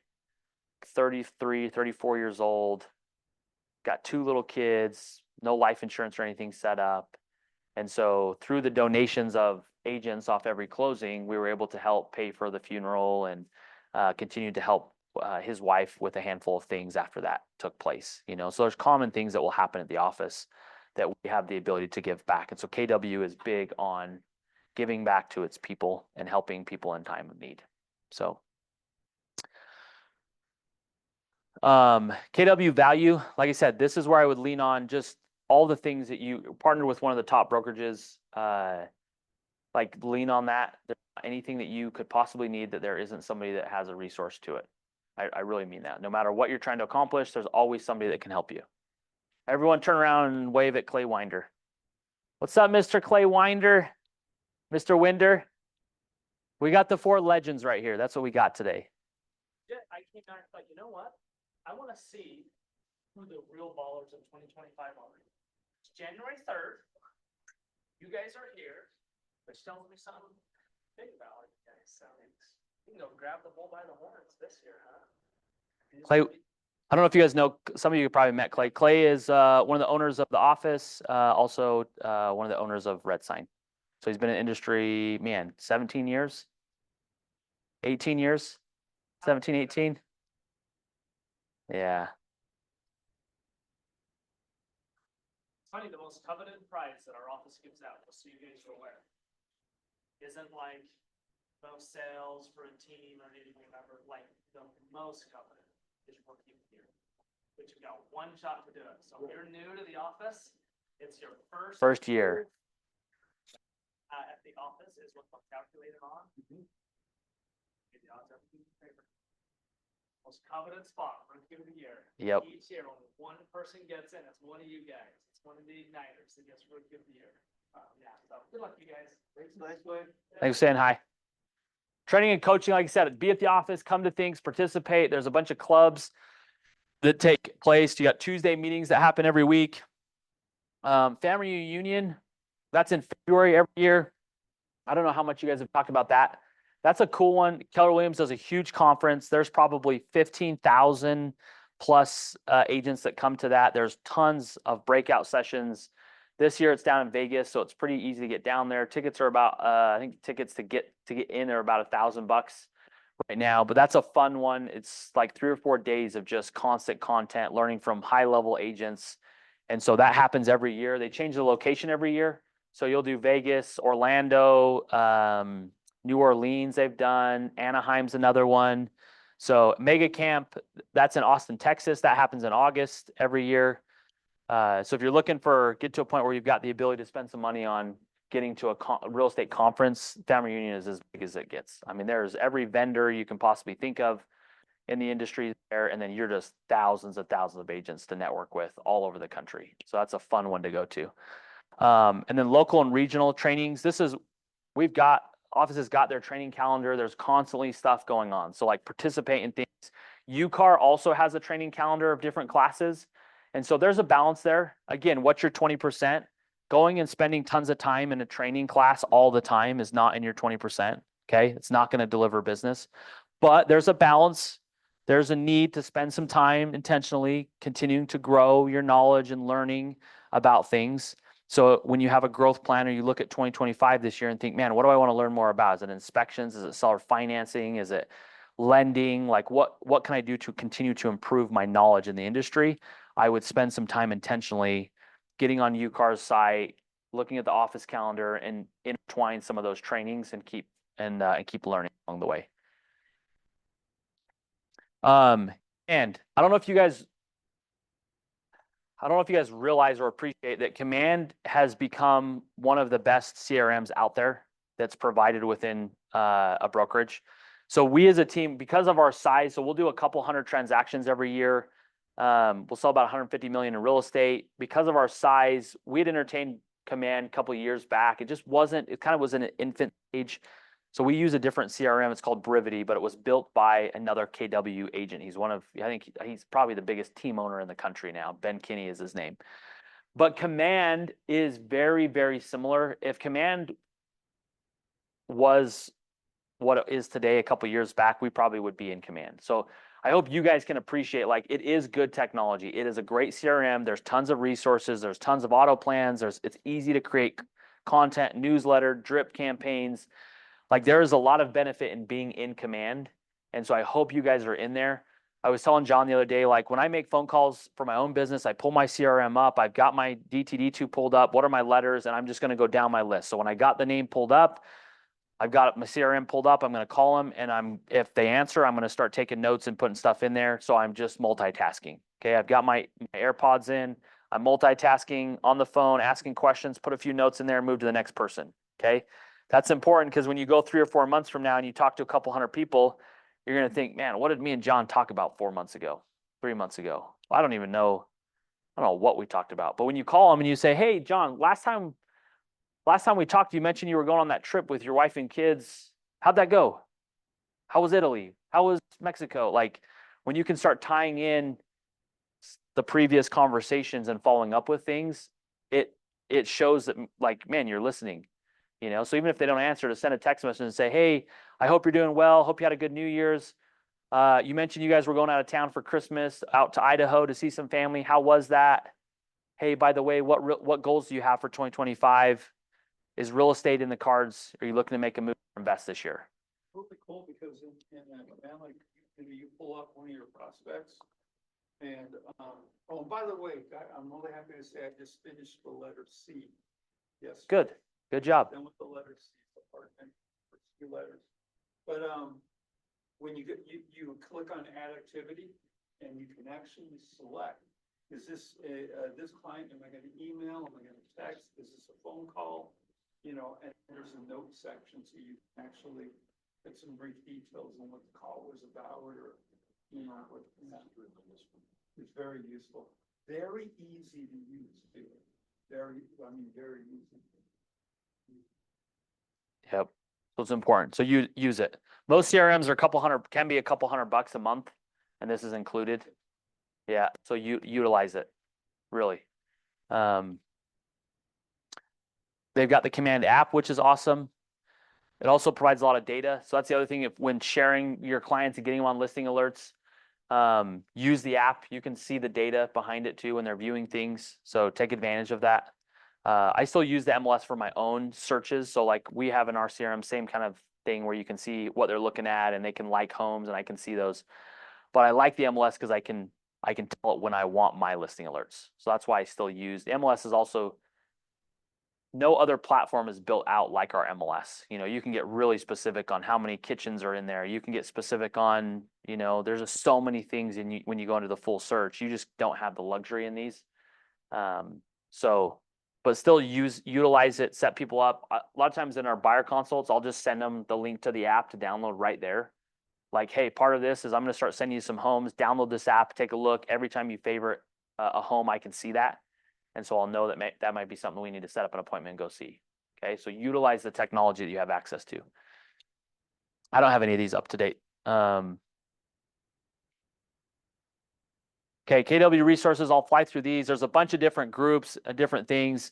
You'll see these at Family Union. You've got all these other groups that sometimes agents will pay to be a part of. If you've got kind of a niche, then that's great. A lot of times when you first get in, I wouldn't worry too much about any of those, but they're there. So know that KW's got a bunch of different resources in those different areas.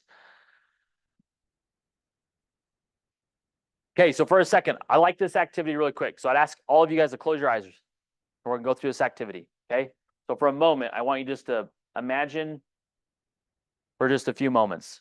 Today is January, what's the day? January 3rd, 2026. A year from now. So January 3rd, 2026. Your business is thriving and your life is everything you dreamed of. What does that look like in your mind? Your business is thriving and your life is everything you dreamed of. Your customers rave about the experience and value you provide and think of you when they have a real estate need. Your family and friends are so proud of your success and are constantly referring business your way. You are helping others live their dream of owning a home because you are focused on helping them get what they desire. You are building the foundation and momentum for your entire career and gaining relationships and experiences and the income you desire. How much money do you want to make? What does that look like in a years from now? How many deals are you closing? You are the top agent in your market center or rookie of the year. You're new. You're getting the award of rookie of the year for all you've done. You're poised to hire a part-time assistant to handle your 80% while you take care of the 20% that grows your business.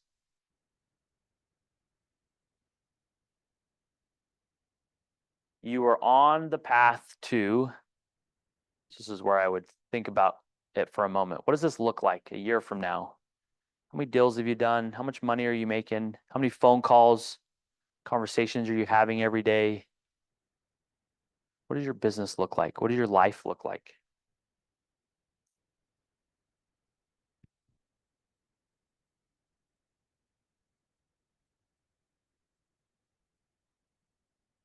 All right, so I want everyone to open your eyes and maybe share one aha from going through this exercise. What came to mind? What did your life look like in a year?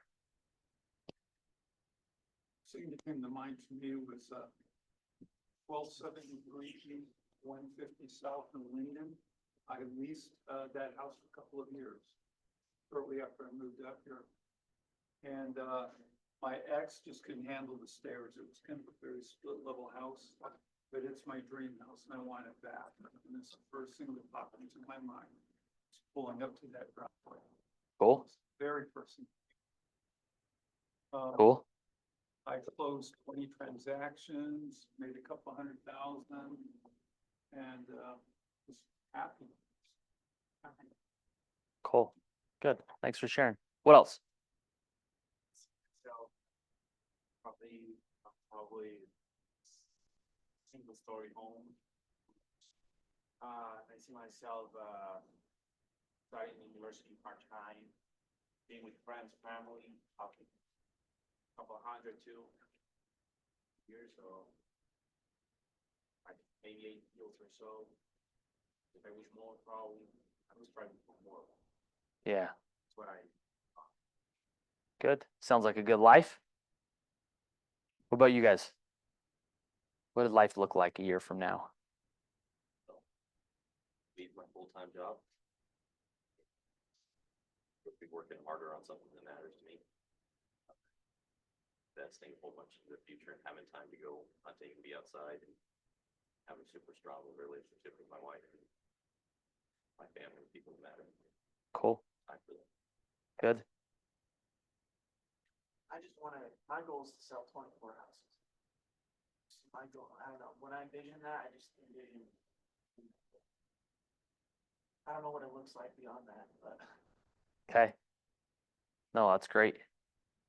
The days you don't want to do the hard things, remember back to what that looked like a year from now, who you wanted to become, what that looked like, how good life was supposed to be and is going to be. That's hopefully keeps you motivated Sometimes you visually got to remember like, man, what do I want my life to look like? Why am I doing these hard things? Okay, so look into the future.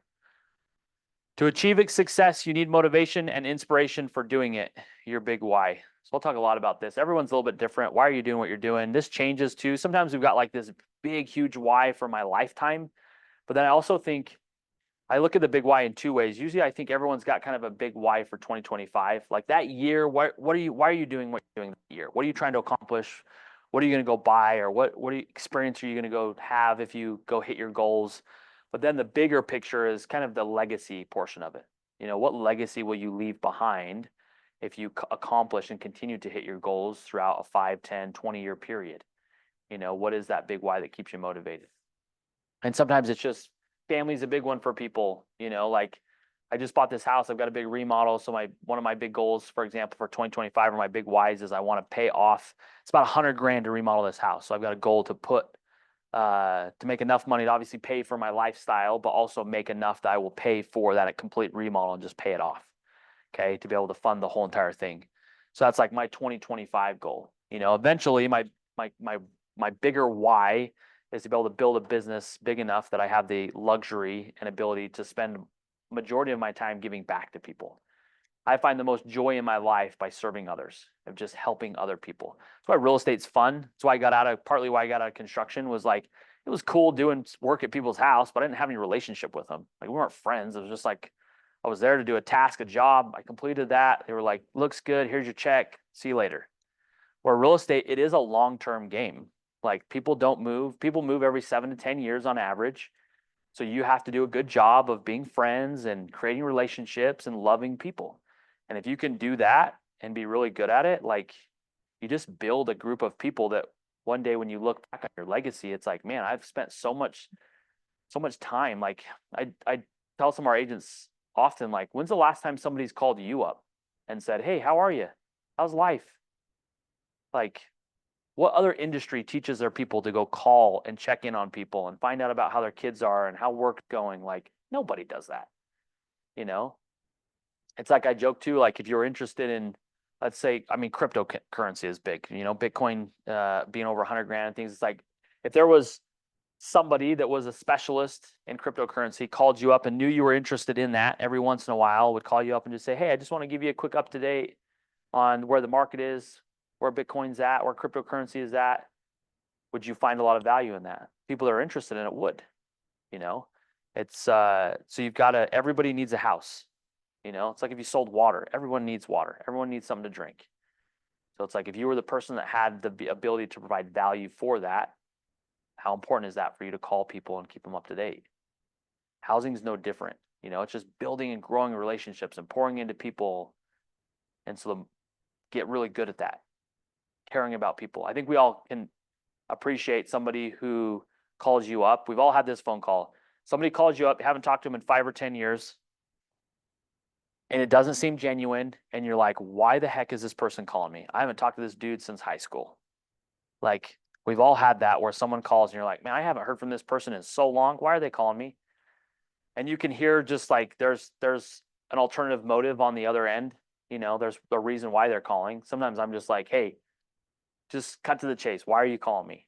You know, because they don't really care. It's just small talk. Like, hey, how's life? I saw you're married and you got a couple kids. How are like, do they really care at the end of the day? Do you really care about that person? If I told you that my kid was in need and they were really sick, would you do anything? Like, do you actually care about the people that's in your database? I think that's another big one. Like, if you truly care about your people, it shouldn't be a problem calling your top 200 plus people. If you really care about them, at the end of the day, if you really genuinely care about them and who they are and their family and their circumstances, and if there became a need in their life that you would be somebody that would step up and help them, that being that upfront and genuine to people, it becomes a little bit easier to make the phone call. When you know, like, hey, I just call you because I care about you. Yeah, I sell real estate. That's what I do for work, but I'm calling to check in, see how family is. How's life? What are you guys doing fun for this summer? What goals do you have for 2025? You know, care about your people. Okay, I think that's important. Where your commission dollars go, they'll get cut up, you know, other agent market center, business expenses, taxes, and then take home. So factor that in. as you guys make money. That's a big one, I think, when you're first starting, is just making sure taxes. This is one where they don't take taxes out, okay? So when you start getting those first commission checks, remember that you've got to be putting money aside for taxes. You get to a point where you start making enough money, it's important to get an S corp set up. It'll save you on taxes. Okay, that's a whole nother conversation, but that's something to start thinking about early on, is when do I get an S corp set up? Okay, so last thing, I don't know if we're gonna make all the way to 11:30, but I'll give you a kind of a activity to do for the last little bit. Daily successes, when we talk about standards in the business. So this is where the 10-4 come in. 10 conversations, 10 contacts added, 10 handwritten notes, and then 10 property views. That's not on there, but that's part of the 10-4. Okay, those are the 10 things. If you were to do 4 things 10 times, have 10 conversations a day, 10 contacts in your database, write 10 handwritten card notes, thank you notes, or notes to somebody, and then view 10 homes. The other one, social media, obviously, is a big one. Okay, so 10 comments, 5 DMs or messages, and 1 post a day. If you're trying to grow social media followers or interact with your people, that's important. Your content and you will come to the top of people's feed if you engage with them and you're commenting and liking things. Okay, so that's why that's part of that. So when we talk about one of your ones, was social media, newsletter stuff, we've learned as a team, our best open rate is around just activities and things to do in your backyard. And what I mean by that is, if people don't move for 7 to 10 years, is your content relative? Can they relate to your content if they're not moving every 7 to 10 years? Like if all you're sending is real estate content and days on market and all of those things, like people don't relate to that. Okay. So it's good to have a mix of, you still want some real estate information, you still want to keep them up to date on the market, but at the end of the day, if they just bought a home 2 years ago and the average is 7 to 10, it could be 5 to 7, 8 years from now before they actually make a move again. And so do they really want to just be drilled with real estate data for the next 7 years? Probably not.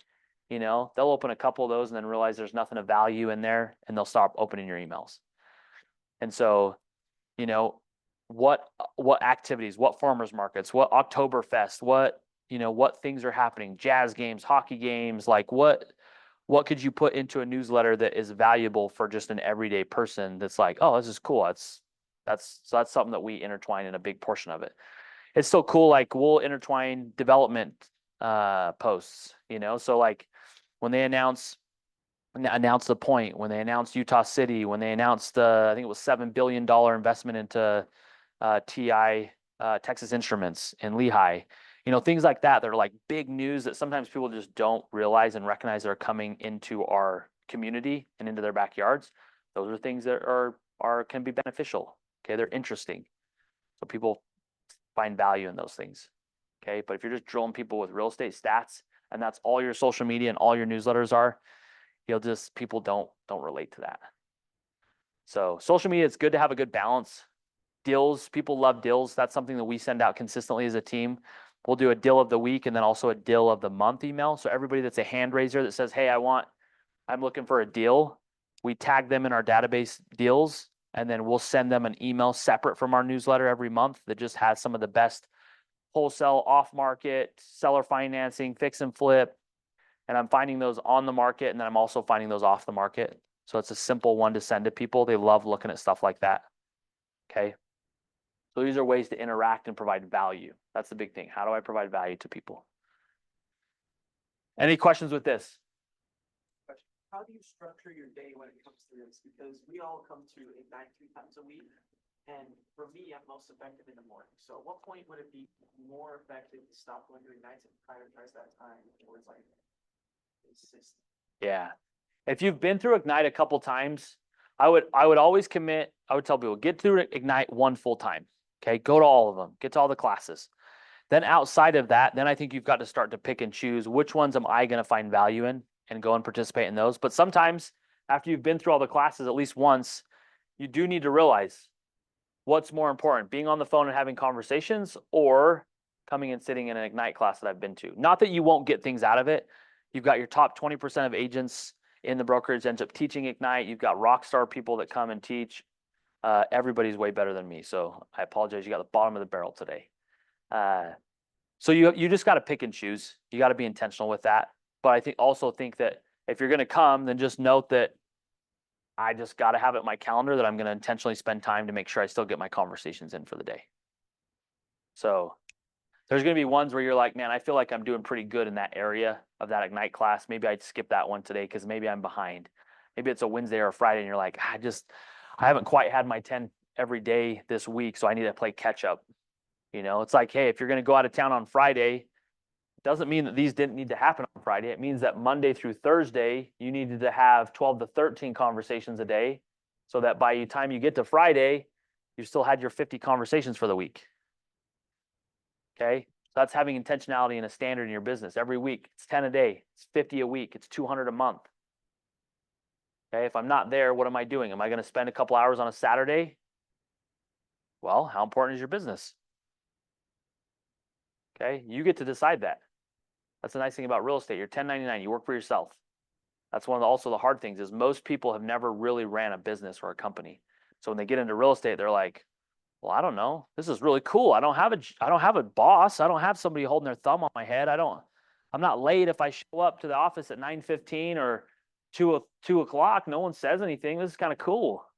You know, no one's going to write me up if I show up at 10 o'clock or 12 o'clock or I don't even come in. You're not robbing anybody else in the office. You're only robbing yourself. You know, the only person you're hurting is yourself by not showing up and getting stuff done. So you've got to realize that it's just a different mentality. It's different than working for somebody else. Being in real estate, being 1099, working for yourself, it's just a different mentality that you've got to get around. And so that's why it's important to what is my standards in my business? How do I know if I'm winning or losing? And am I getting those things done every day? What's my 20%? This is important. If you're ever calling, I'll just touch base on this. If you're ever cold calling, you pull any list, there's all sorts of resources out there for cold calling. That's another lead gen activity. You can get a dialer system set up. There's some agents that just crush doing that and love cold calling. We've got an inside sales department. We've got 3 employees. That's our whole job with the company is handling our inbound leads and things. But you do have to be, the world we live in now, you do want to be really particular. If you ever pull a list and you're going to go call down it, you need to make sure you scrub it on the do not call list. Okay. It's important that you do that. You can get in big trouble. There's been big lawsuits. I mean, millions and millions of dollar lawsuits for people that have called somebody on a do not call list. So not to scare you away from calling people. If they're in your database and you've met them, or they've signed up on your website and put their information in somehow, or you've bought a lead, you know, those are fine. But if you're just going to straight up cold call a list, then I'd be a little bit particular and careful of that. Okay. Real Advantage has the ability, if you're farming an area, they can pull a list for you. It costs a little bit of money. It's like 8 cents to skip trace it. And then it does scrub against the do not call list. So it pulls those ones out. So it won't give you the people that are on that list.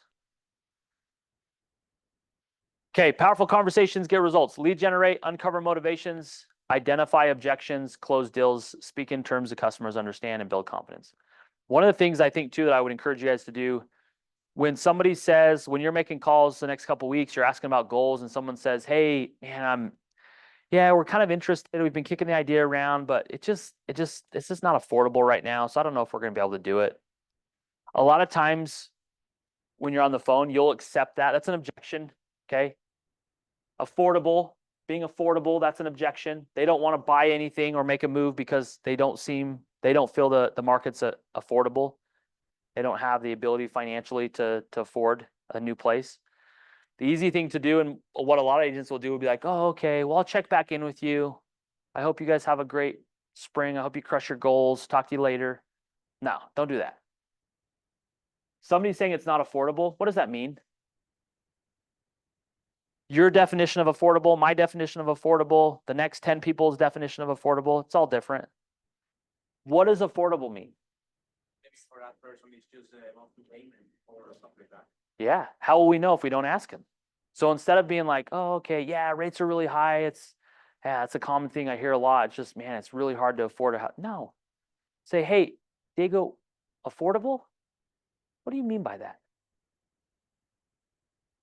That's it. Let them talk. Affordable? What do you mean by that?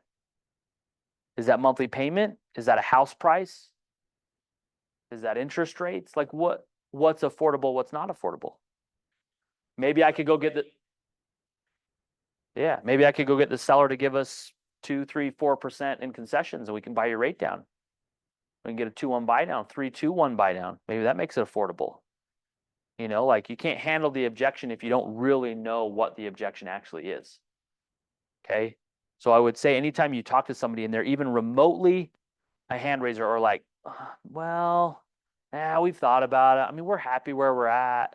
So I don't know, not really. Well, Mike, you hesitate a little bit when you say that. So it seems like there may be a scenario that if it played out and was perfect for you and your wife, sounds like you guys may want to make a move.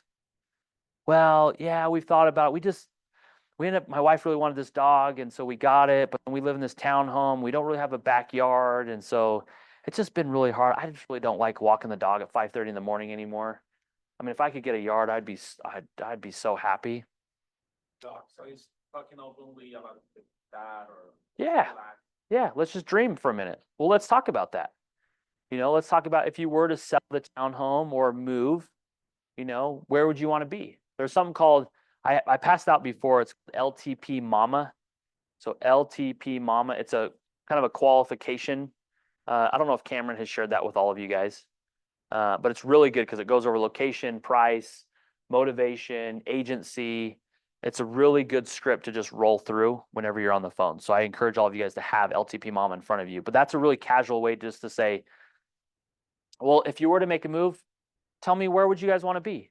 Are you guys happy being there in Lehigh? Or where's your ideal location? Okay, when they say, hey, we really want to be in Sandy, a lot of agents will be like, okay, Sandy. No, don't do that either. Diego, what's so important about Sandy? Let me ask you that. Why Sandy? Well, once we had a kid, you know, our parents live in Sandy and really close to it, so we'd really love to be closer to grandma and grandpa. Cool. Is there anything else about Sandy that you guys really like about that area? Well, I work in Salt Lake, and so we'd like to move from Lehigh to Sandy because it'd be a little bit closer. Now I'm finding motivation. These are the things that really motivate people. So when we're in the middle of trying to follow up, or I got a buyer who's not getting back, I can bring back some of that motivation and say, hey, I remember when we first talked, you had mentioned how important it was to get closer to Salt Lake and closer to the grandparents. Is that still important? Yeah, I mean, we hate having to drive down there. I hate the commute to work. Like, okay. Yeah, or sometimes things can change. Well, actually, I ended up taking another job, and my job's in Draper now, so we're actually closer. So I don't know. We're probably a little bit less motivated to maybe make a move because I don't commute to work every day. Well, that's helpful to know. So sometimes life changes, sometimes motivation change. But if you don't ever dig into some of those things, you don't ever really know what the motivation is. Okay. So it's important to dig in. Don't just take it for face value. Anything someone says, don't take it for face value. Dig in, ask 2, 3, 4 questions to really understand why that's important to them. You know, so we talk about, well, when you say affordability, okay, you mentioned monthly payment. Tell me a little bit about that. What are you guys paying now? Well, we pay $1,200. Okay. Well, we know that if you go up to a single family home, it's going to cost more money. Okay. Naturally, no matter the scenario, it's going to cost more money a month to do that. What would you guys be comfortable with? Well, maybe we'd pay $2,500. Why is that important? Well, that's what we've talked about when we look at our expenses, and that's what we'd be comfortable with. One of the things I like to ask is, if I found you the perfect home, and let's say the payment was $3,000 a month, is that too much? A lot of times people will give you the lower end of what they're comfortable with. Not that they qualify for that, but in those initial conversations, sometimes it's helpful to really understand, like, well, honestly, we could probably make $3,000 work. If it was everything that we wanted in the yard and it had the 4th bedroom, and we could probably make it work. Okay, it's good to know. Anything over $3,000 a month is a deal breaker. Okay, so I know if we're pre-approved, if I run preliminary numbers or they send me a house and the payment's $3,400, guess what? It takes me 2 seconds to run a rough idea on what the mortgage is going to be. I'm not driving out to go show a house if the payment's $3,500 a month when they told me it's a deal killer if it's over $3,000. So I'm trying to save myself some time. How much they qualify. Yeah, good question. Usually I'll take note of that. Hopefully they've already talked to a lender. If not, then I won't go show houses until we've gotten with a lender so we can figure that out. MLS is pretty good. You can click on the price point and put in a little bit of information. And it will kind of spit out a rough idea of what the mortgage is going to be. So that's a good practice there. So that's a big one. I think that's where a lot of deals are lost early on as an agent, is you're so nervous when you're on the phone. You're so nervous. Like, just take a deep breath, relax, and just have a casual conversation and just ask lots of questions. Okay. And you got to be open-ended questions, you know. Hey, I find you a house in Draper. Would you buy it? No. What about Bluffdale? No. Like, don't ask those questions. Hey, where would you guys like to be? What's important about that? Tell me why you and your wife want to be there. Tell me why that price is so important to you. Okay. Let's talk about why you guys are motivated. Why are you wanting to even consider making this move? Because I hate taking the dog out, or we need the extra space or the bigger yard. Okay. So it's important to ask lots of questions. So I think that's part of it. That's where you'll win deals or you'll lose deals, by taking things for face value. Because you're thinking you're looking for someone that's like, oh my gosh, we need to move. I need to sell my house. It's usually not the case. It's usually not how deals unfold. It doesn't happen that way. Usually it's that mentality. Somebody's like, yeah, we're thinking about it. Every once in a while, hey, I'm getting a divorce. Hey, grandma just died. Hey, I just got a job promotion. We're moving. We need to sell our house and yeah, that's going to be some of them. But the ones where you've got to hone your skill set are the ones that are like, maybe. In the market we're in right now, there's a lot of these. We want to, we don't know how. I don't know how I'm going to afford it. I don't know how we're going to pull it off. If you can help me figure it out, it's a deal. Those are the ones, like, you got to go find those ones. Those are the ones where you got to put some extra work into. Okay. It's like first-time home buyers. It's amazing to us. We talked about this as a team yesterday. It's amazing when first-time home buyers look at a house and they're like, how are we going to afford a $450,000 house when the payment's like $3,300 a month? That's just like, we can't pay that. We're paying $1,600 in rent. That's twice as much we pay in rent. And then you start telling them, well, it's common to realize and understand Utah's not the market we were 5, 10, 15 years ago. Okay. We are heading in the direction where basement apartments, ADUs are going to be very common. Builders are already catching on to that trend. They're already building homes with basement apartments or ADUs in them. Okay. That's going to be a common thing for most first-time home buyers. You either go get a townhome and rent rooms if you're single. And even if you're married, sometimes you've got a couple of friend or two that you're comfortable with living with. That's an option. Condos, same kind of thing. Or going and getting you a single family home, something that's got the ability to put a small rental in the basement, or is already set up that way. You also can use, if it's set up with a separate entrance, you can use the income to help qualify for the home. And that's something that can ease the burden. I had a conversation like 2 weeks ago with a client. Same kind of, that scenario played out. They got pre-approved for about $450, $500, depending on FHA conventional. And they're like, there's no way we'll be house poor. And I'm like, well, they're younger. They're in their early 20s. And I'm like, they got two good jobs. I said, well, you already have been living with mom and dad, family members. How many friends do you know that are living with mom and dad or renting right now? Well, like everybody we know. We make more money than all of our friends do. And I'm like, okay.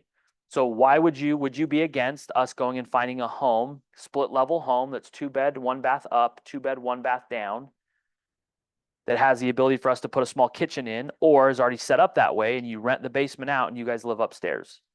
Then your $3,200 a month mortgage, you go rent the basement out for $1,500 to $1,600 a month, and now you're only paying $1,500 or $1,600 a month. Wow, I didn't even think about that. I didn't even realize like that's an option. And then realizing the next place that you want, you could then rent the basement and the top out, collect 2 incomes. Hopefully now it's paying for itself. You're breaking even or even making a little bit of money because rent's gone up over the couple of years you've lived there. And we then go and buy another house and we rinse and repeat, and you live there for a couple of years. Like, that's going to be a common thing. And older people need to know that that's what the situation their kids are going to be in. Okay. If I'm single, if I was in my 20s again, single, not married, I'm buying a 4-bedroom townhome and making my buddies pay me rent every month. Like, you're crazy if you're not doing that. Okay. Stupidest thing I ever did when I was flipping homes is I didn't keep those houses. That was dumb. I wish I would have kept a bunch of them. I wish I would have put basement apartments in them. Like, Those are the most valuable homes into the future when I look at real estate's market, Utah's real estate market. Okay. So are you getting creative with your lending? Are you looking at those options? Are you teaching people like this is some of the things you should be looking at when you're young and early on? And even for older people, if they're like, I don't know how I'm gonna make this work. Well, are you guys open to maybe renting a portion of the house out? Because then I think we can get potentially a lot of what you're looking for, but offset some of that mortgage by having a rental in the basement. Okay, so you've got to get creative sometimes. So that's the other thing. I think you've got to do a better job. It's just not straightforward and cookie cutter as it used to be. You know, single family, condo, townhome, like, man, it's hard to go buy a townhome right now for $425 to $475 and have a over $3,000 a month payment on a townhome. Like, yeah, it's crazy. It's hard for a lot of people to do that. But if you can go rent rooms out and collect $2,200 a month or $2,000 by renting the 3 rooms out, and you're paying $1,000 to own it, okay, that's not a crazy idea anymore. There's a lot of singles out there that can't afford to buy a place, but will happily rent a room from you. I've got a townhome in American Fork that I rent rooms out. It's 4 bedrooms. It's a great little rental. I bought it a year ago. Okay. And I'm not negative. I'm breaking even on it every month because I rent rooms out. Wasn't a crazy investment. So there's still things out there that can pencil and still be a deal. Purpose and benefits of conversations. I think we talked a lot about that. Sphere definition, people you have met in one way, shape, or form.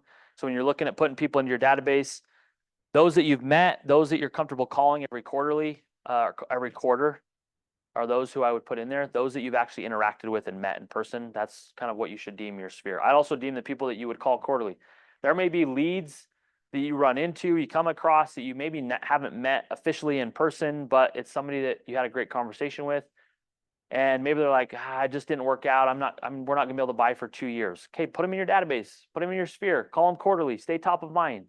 Okay, if there's somebody that could turn into business into the future, hopefully you've met them in person, but keep them in your database, put them in your sphere and call them quarterly. Okay, that's your best bet of getting that business into the future.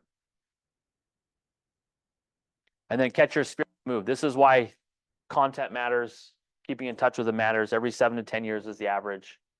And so you've got to do a lot of follow-up and connecting with them and building relationships along the way. Don't fear your sphere. Board is a good script. Remember, family, occupation, recreation, dreams. Okay, so if you're like, man, what do I talk about? Those are 4 categories that are usually pretty good and people are open to talking about those. How's family? How's work? What are you up to these days? You guys doing, what are you doing for fun? You know, what's on that dream board? You got a big trip planned? Got a big move, big new car? What dreams do you have? Okay. So that's another easy, good script when you're following up with your people.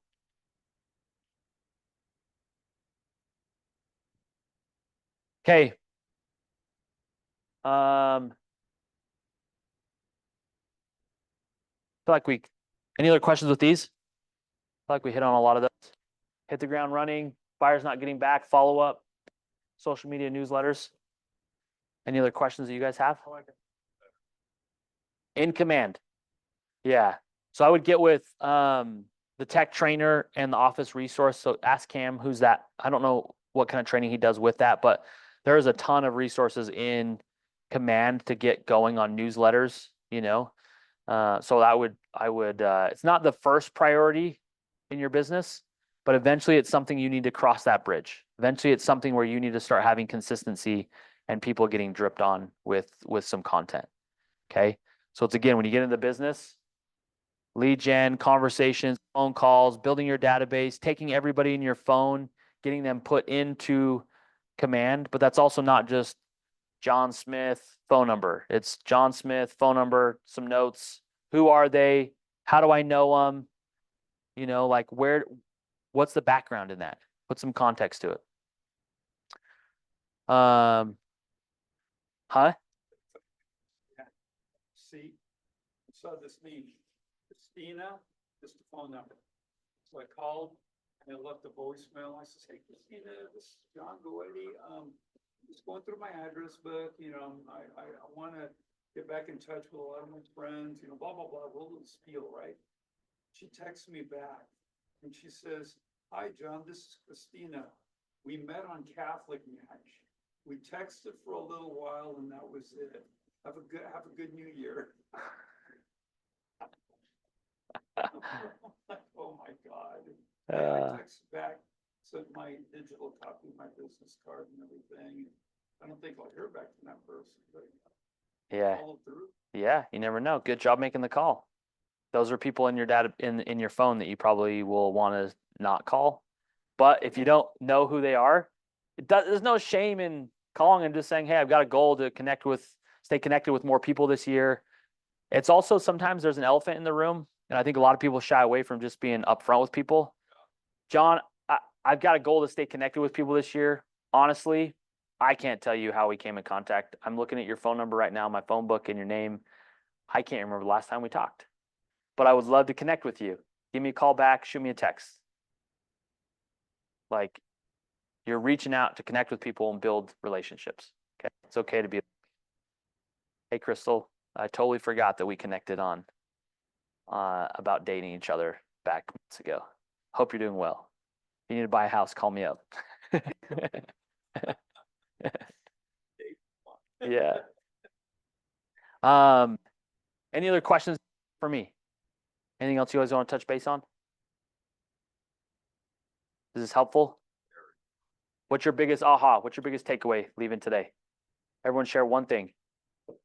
For me, I've been through Ignite twice now, so I've crossed off all but one lesson, so I'm like, maybe I just need to convert them more into lead generation, where my energy is most active, I can like actually focus, lock myself in a room, maybe come to the office, so I'm still like around everybody, the same energy, the culture here, and then just replace Ignite with lead generation. Cool. Normally I do it in the afternoon, but I start running out of energy, and I've always wanted to do it in the morning, so I think I'm just gonna start making that change. Cool. It's good to A/B test things too. You know, I tell agents that a lot of times. It's okay to like take a couple days, call in the morning, take a couple days, call in the afternoon. What's your pickup rate? If I called 10 people in the morning and 10 people in the afternoon, how many people answer? You know, you got to do it for a couple days or a week, or, you know, so you've got a good enough data pool to pull from. But it's okay to A/B test things. Your energy level matters, you know, so like find time where you're most successful. Remember, if you're more successful in the morning and this is your 20% activities, those are the things you probably should be doing in the morning. You probably shouldn't wait till the afternoon to do it because the likelihood of you not doing it becomes way greater. So, what else? Adding value to the contact, different ways, and thought of some of those ways that were mentioned. And I found in those touches, shouldn't just be like, "Hey, ready to buy or sell?" Yep. Yep. That's how longevity you'll be able to last, you know, and people will keep picking up your call because they know you're trying to provide value. Like as stupid as it was 2 years ago when we had that really bad winter and there was talks of people's houses flooding and they had sandbags and, you know, as a team, we were like, "Hey, let's just take the next month and call everybody in our database and just see if they're doing okay." We've got a couple vendors who do restoration stuff with water damage and stuff. So it's like, hey, we just called and said, "Hey, are you doing okay? Is there any worries? Do you need any resources? We've got a couple connections with sandbags. You know, let us know if you need anything. We're happy to step in and help in any way we can." You know, as simple as that is, it's like you don't always have to call about, you know, are you buying or selling? Like, do you care about your people? You know, so when we're doing Red Day and we've got an opportunity to go to the food bank or do some fundraiser or donation, take that opportunity to call and say, "Hey, as a company, we're taking an entire day off and we're giving back to this community. This is what we're doing. I would love for you to participate. You can either come spend some time with us or monetarily donate by going to this link. I'd love to send that to you. If you can help, I'd love to have your help." You know, again, that's going to come back and eventually. And next time I need to buy or sell, he's been calling me, following up with me, providing value for every conversation. So that's a good one. Diego, John, what do you guys takeaways? The one that I took away is about being consistent with your prospecting, about, you know, like you were saying, okay, you're gonna do 10 calls a day, you're going to do this activity and that activity. It's important to keep the prospecting prioritized. It's like the number one thing, especially for us, you know, we're starting everything. And adhere to it, be consistent. Consistency is what's gonna pay off. Yep. Good. What about you, Diego? Finish this up. What's your takeaway? Too sweet. We put relationship with people and not to take it personal, but value that as the end. Just keep following on, knowing more about those personal people. Truly, not for interest. Yeah, good. Good. Yeah, it's funny. Sometimes we'll have people that don't answer their phones, won't ever respond back to us. Emails, texting, phone calls. And then all of a sudden, because we've been consistent with it, you'll get a phone call or a text and be like, hey, sorry I haven't got back, but me and my wife need to make a move. So I was hoping we could connect and set up a time for us to chat about what that looks like. So you haven't called me back or answered my freaking text message in like 3 years, but we just be consistent with it. You just never know. You know, some people are that way. We all have people that suck at getting back to us. I've got people I know if I send them a text right now, there ain't no way on God's green earth they're going to respond back to me. They're just not. They suck at texting back, you know, and it's hard to get a hold on the phone. But when they need something, it doesn't mean that leaving a voicemail or sending a text and letting them know, hey, I was thinking of you, wanted to provide some value and give this to you. Hope you're doing well. You know, that's not a bad thing. You know, it's also not a bad thing to be upfront on, hey, if you need any this great time right now, all of you guys to hit the script of what are your real estate goals for the year? Are you looking to buy, sell, or invest this year? How do I help you? Here's one of my goals. You know, I'd love to help you out this year if you're looking to do that. Keep me in mind. Who do you know that may be also looking to buy, sell, or invest in real estate, or just has questions? I'd love to help them out. Okay, like that's a great script to go hit the next few weeks or the next month in reaching out to everybody. Okay. All right. Should we hit the phones? Should we have some combos? Okay. Go shake the money tree. If you guys need anything, reach out. Let me know. Okay. Thanks, Cody. I'm an open book. Okay. You're welcome. Thanks for being here. New Year's week. I didn't know how many people would actually show up today. So I'm glad you guys came. Yeah, we could set something up. Okay, I'll go by your office a little bit later. Yeah. Okay. Yeah, we can set something up.